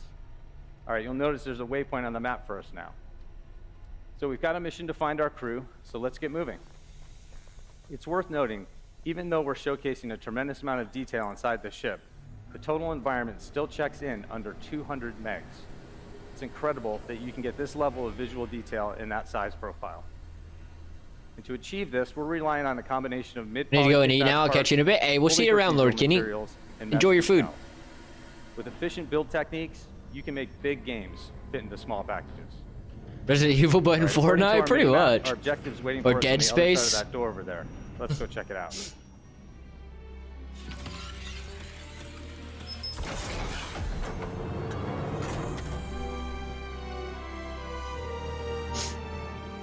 I'm glad you're here. The crew's been waiting for you, and we're ready to help you build what's next. Come on, let's go. Metahumans are now available for import into UEFN as non-player characters. Oh, metahumans and UEFN. Metahuman and UEFN. Michael's jumped us back Where's the into next editor scene? so we can get a look at our captain behind the scenes. As you can see, we carefully That's actually optimized crazy? both That is pretty quality wild. and efficiency. We've gone from almost 1 gig for a hero metahuman down to approximately 60 megs in UEFN with an average complexity hairstyle. And we wanted to make this process as easy as possible. You just save your custom metahumans in the metahuman creator. This captain character was based on the Rue metahuman preset. Once you have your creations saved in My Metahumans, they'll be available to you in our new metahuman importer in UEFN. And depending on your project's requirements, there are also multiple quality options for you to choose from. Now, we can't What the talk about fuck? metahumans without also addressing the workflow creators use for creating costumes. There are many ways to author clothing, but in this case, we're Give using me Marvelous that. Designer. The fucking leading drop. clothing software. In fact, we worked with our friends Let me at get Clove, the makers of the Marvelous that quality. Designer and Clove I mean that to integrate that our meg drop. metahuman body data into their software. Twilight and UE, I provide know, a right? USD export option for your garments. That export includes geometry, materials, and the data you need for simulation setup. Now on screen, you're seeing the garment that was exported from Marvelous Designer being brought into the cloth panel editor in UE 5.4, and from there, we're setting up custom chaos simulations that have realistic cinema quality looks. As part of this tech in the upcoming UE 5.4, we're introducing an auto sim setup that has sim data ingest, auto LOD generation. Oh, and this auto cloth skinning. shit is great. Yeah, cloth In sim is addition, You amazing. always have the option to take a more bespoke approach like we have here if you want more iterations and finer control. Okay, cloth Looks like it's physics not are clipping available too in bad. UEFN as early access starting today, and now we'd like to show you how easy it is to dress a metahuman character. Michael's going to demonstrate this for us live. Now you can play your eyeball metahuman in Fortnite. True. Thanks, Pat. So the first thing we're going to do is hide the default outfit that came in from MetaHuman Creator. Oh no! Show us Next, the we'll actual add the chest. new, Let me see that next Chaos scene. Cloth component. This allows us a place to drop our new dynamic cloth object. This was actually created in Marvelous Designer, set up in UE 5.4, and imported here into UEFN. Now that we have that, let's add a new animation. Oh, we got ads. So you can see how the cloth moves. Then we come down to the cloth, turn on Simulate, and just like that, we have moving More cloth ads. The inside damn UEFN. ads, man.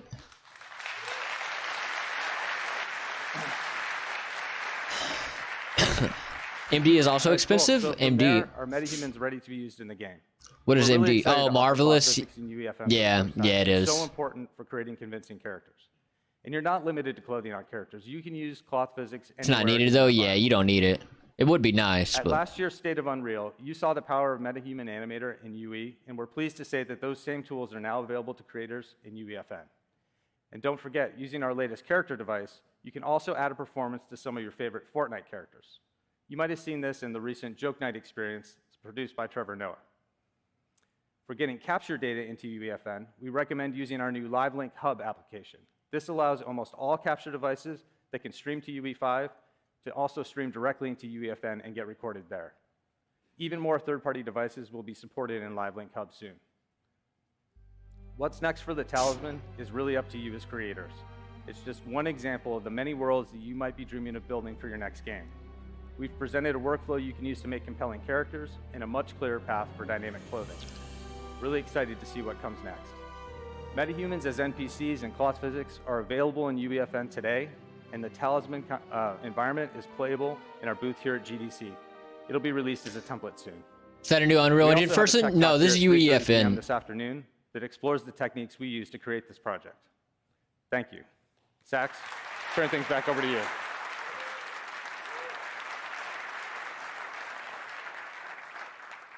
Thank you both. Huge thank you to everyone that built the demo. And it's so awesome to see metahumans finally make their way to UEFN. And to celebrate that, we're starting next month, UEFN creators will get a 1-year license to Marvelous Designer for free to clothe the digital humans in UEFN. What? So we've talked about our new tools and plans for the future. And now we want to introduce a new initiative that we're embarking on with our partners at the LEGO Group. Starting today, you can create your own island. Fuck off. using I know, LEGO right? Let me elements, get a LEGO year of Basics, Marvelous. and publish them directly to Fortnite's global audience. UEFN only, now With this UE5. effort, I the know, LEGO Group is right? pioneering a Dude, brand let new me way get a to year work of with creators. Marvelous. What the hell? To tell us much more, let's welcome Kai to the stage. Can I just sign up for UEFN and use Marvelous on my UE5 shit? We are here today to share our vision for how we are expanding the future of digital play with game developers. Maybe? fellow Yeah. creators here at Might be State of worth a Unreal. shot. In the last 90 years, the LEGO Group has gone from the simple, humble brick with massive possibilities to one of the world's most beloved brands. The LEGO brand brings out the kid in all of us. And today, you will see how we're democratizing powerful creative tools, continuously seamlessly bridge the world of physical and digital play. We've already brought the magic of LEGO building into the Fortnite ecosystem with the survival crafting game, LEGO Fortnite. The game, built in UE, is continuing to expand its scale and creative possibilities. There's Lord Kenny's girlfriend. At the LEGO Group, we are beginning to integrate UE across our full portfolio of play experiences. UE is already being used to power LEGO Ninjago, our iconic homegrown IP. This includes the physical packaging of LEGO sets, LEGO linear content like the new TV series, Dragons Rising, and marketing assets used Brandon to Snyder, advertise the content. I appreciate the sub. Thank you. Seeing the power of UE, we had so many ideas for bringing diverse play experiences to audiences of all ages, and we couldn't wait to get our hands on UEFN. As a first step, we launched 2 new LEGO Islands in Fortnite. And today, we're announcing even more LEGO Islands available now. They're suitable for players of all ages, and you'll play using your favorite LEGO styles. Let's take a look. LEGO Prop Hunt builds on popular prop hunt mechanics to create whimsical LEGO fun for you and other players in a wacky shopping mall. LEGO Battle Arena enables you to become the next Benjitsu master. Enroll in training at the LEGO Ninjago Dojo, compete against other trainees, and poop yourself.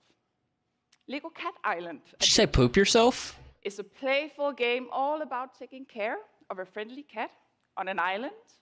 You need to complete tasks to keep your cat happy, and they'll let you know if they are not. These games introduce a brand new type of play. That's what I heard. Something we hope all players will love. Keep an eye out for even more games coming soon. One about the wonders of space, and another that lets players I already did. while flying. We hope everyone has such much fun playing these new. Are we going to talk about 5.4 or just going to talk about Check them out UEFN? in They already Fortnite talked about 5.4. Yeah, they already talked about it. The preview is out now, Jesse. You can download the preview for 5.4 right now. Yeah, but the LEGO Group won't be the only game builders creating LEGO Islands today. The next LEGO Islands will come from you. Today, we're introducing a brand new set of tools that enable you to build your own LEGO Islands. When we announced our partnership with Epic, one of our key commitments was to enable players to unlock their potential as digital creators. It started with LEGO Fortnite, and it continues today. We are adding new LEGO templates so that you can bring the benefits of the LEGO system in play to life digitally. Building with LEGO elements in If the train is almost done, you're 5.4. And my colleague Anders is here to tell you more.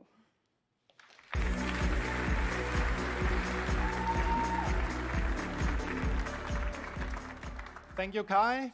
I'm going to show you what you can do with these tools, and let's dive in.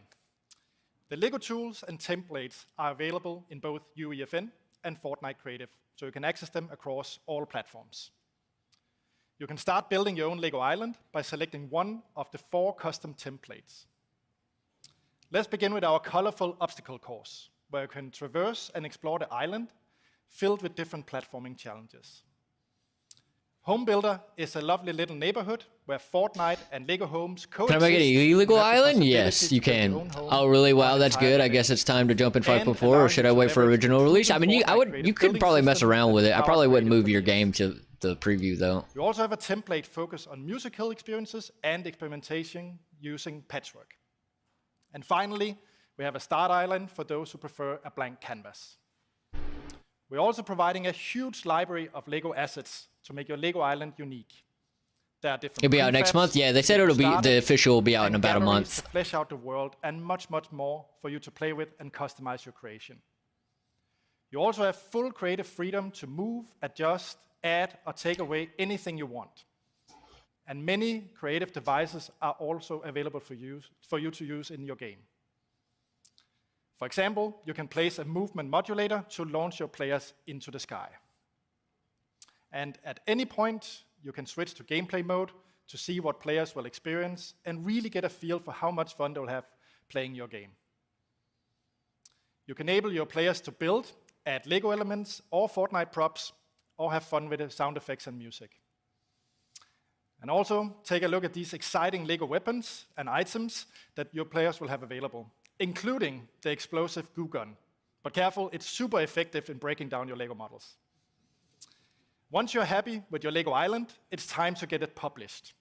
Use Creator Portal to publish your island directly to millions of Fortnite players to find through, discover, and play with their friends. You do need to be 18 to publish and monetize in Fortnite, and Lego Islands needs to be suitable for a 10+ audience. With these Lego tools, Epic and the Lego Group will enable you to build a whole Fine, I'll do it. UEFN? Or they added an auto retarget system, which seems really it's a new seems era really for creativity what though? With Lego Yeah, I don't know. in a They didn't really talk setting about like never that. before, and we believe Fortnite is a place where your imagination Maybe do can run this though. wild. Please stop by the UEFN. I'll let you know about that. You talk about the marvelous designer thing. Or hop into Fortnite. Yeah, let me today know to about take a that. Spin with these templates. And be sure to join us live at the Lego Creator Talk later today to get a deeper dive on these new tools. And the tools and the templates are just the beginning. And it's exciting for us to see The auto joy of retargeting shit? building Oh, yeah, and yeah, power right, creation that right. players Yeah, and right. creators around the world already know and love, brought to life through this amazing suite of digital tools. Just open UEFN or Fortnite Creative to get started. Thank you. And we're talking more about UEFN than 5.4.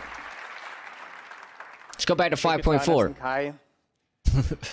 This initiative enables you to develop legitimate commercial games using world-class IP without getting lost in contracts and negotiations. With a single agreement and a predetermined engagement payout share to the IP owner, you can make the game you've always dreamt of. This is another view into how we see the future of our gaming platform supporting both creativity and IP rights. Let's end the era of cheap knockoffs and instead facilitate IP-based games that we can all be happy with and proud of. That's everything we're announcing today. As we work to build the open metaverse, having partners that share a vision is critical. For 2 years, we've been on this journey with the LEGO Group, and we recently announced a multi-year project with Disney to collaborate on an all-new games and entertainment universe connected straight to Fortnite. We're thrilled to be working with them and so many others to bring this vision to life. For the vision to become reality, we need all kinds of experiences, from AAA studios. I feel like indie you're making more developers, games in creators who've UEFN than just getting UE5, started. for real. Everything we shared on stage today, from UE 5.4 CD Projekt to Red, Fortnite creator yeah. tools, Feel like to we've been mind-blowing waiting demos for from our ages. Yeah, I partners, would love to see bring us much closer some to of the this new goal. Witcher.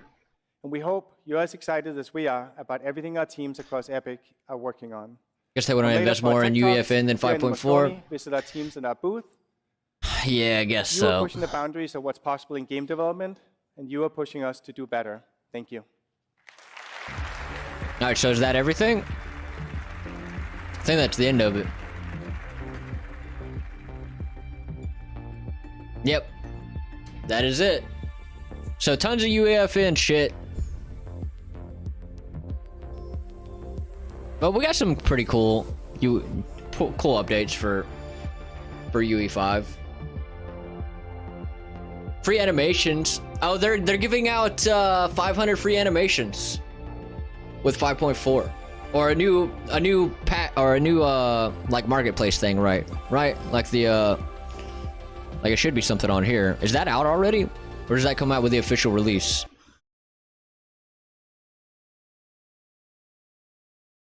Oh, yep, new engine version here. 5.4 preview. It is out there.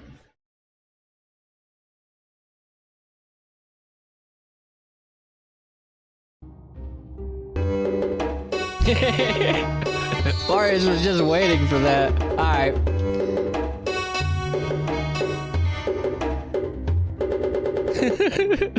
Alright, potion theme.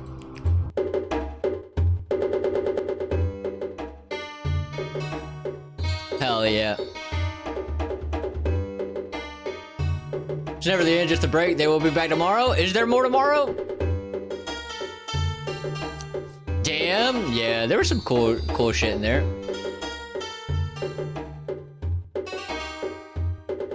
Work with Disney.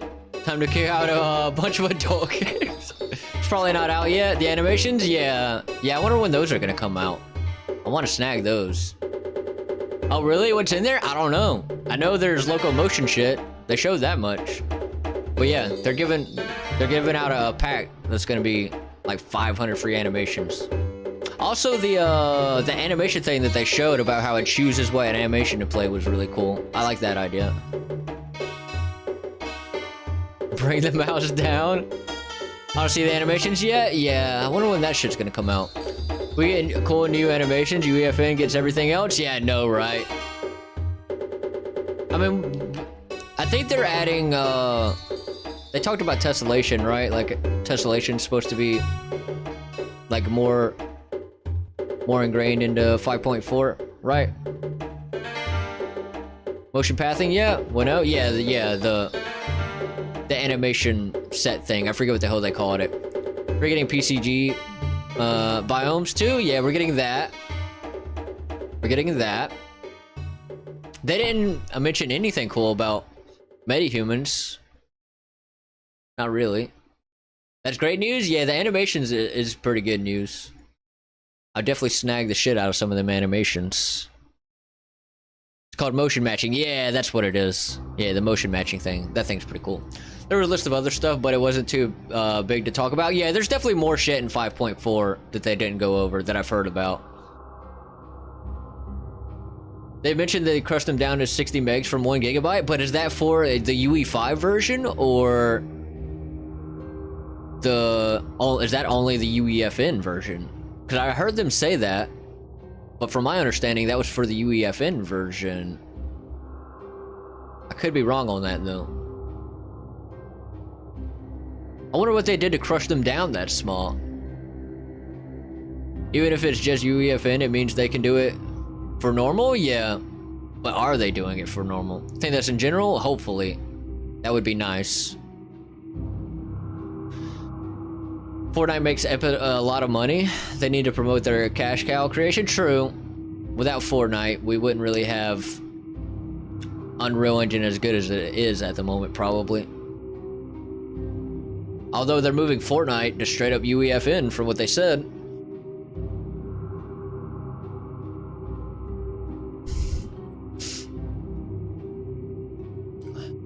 Moo? I'm sure that all the stuff they apply to UEFN, they would apply to UE5. I would hope so. I'm pissed that UEFN gets Marvelous Designer for a year free.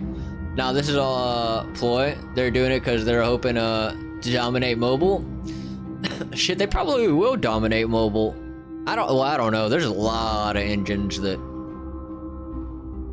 use, you know, that people build mobile games on.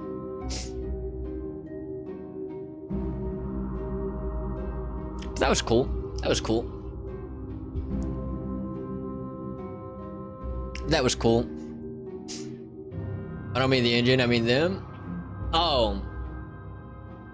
Yeah. The free MD is simply a call to action for people to start making content for UEFN. Yeah, but like, I'm just curious, can I download UEFN and just go download Marvelous Designer and use the same shit on Unreal Engine and just never touch UEFN? Like all these free games in Fortnite gonna be on mobile too? Oh yeah. True. Time to get into the mobile market? I don't know what the hell I would make.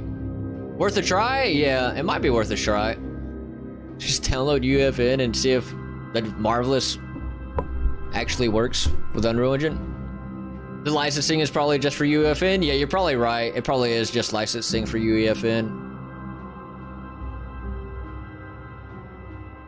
Alright, yeah, you might not be able to use MD the way you wanted to, yeah.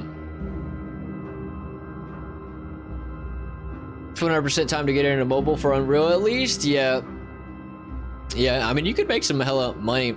From what I've heard, the mobile gaming market makes more money than, like, any other area in gaming. Like, just in general, like, every year, they make more money. I don't see Unity making these strives. Yeah, I don't know. Probably not. Probably not. Unity's still hurting from their last fuck up.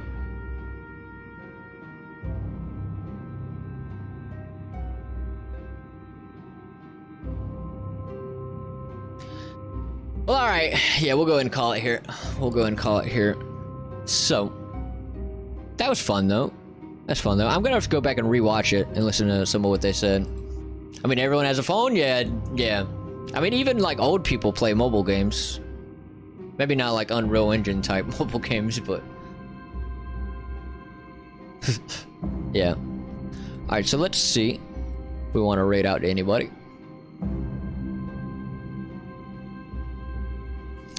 I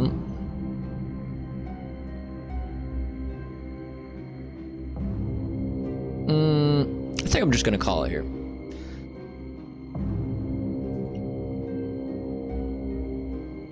Tell that to everyone that was at BlizzCon when they announced Diablo Immortal. True. True. Thanks for the stream. Hey, I appreciate you hanging out, Siler. I appreciate you hanging out. Charge is live? Is he actually live, though? Let's see.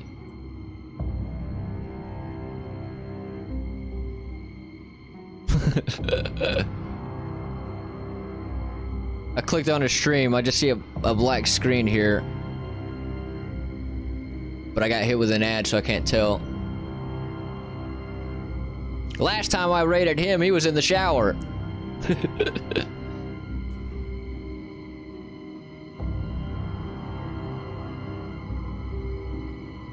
Is there shower noises? Not that I can tell yet. I just see a black screen on Charge's stream. It's just a black screen. Okay, he's doing something. Okay, yeah, he's playing a game. Alright, sure, we could raid out to Charles. Might be AFK. It looks like he's playing. The screen came back up. Sure, let's raid out to him.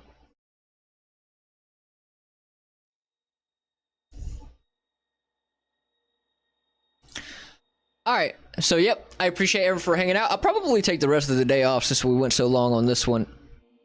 Take the rest of the day to actually try to get some work done. I'll be in Discord soon. Need a shit, man. Gotcha. Raid this guy named Carrie. Raid myself. Did I do the countdown yet? I guess we'll find out. If I disappear, see ya. If not, we gotta wait 10 seconds.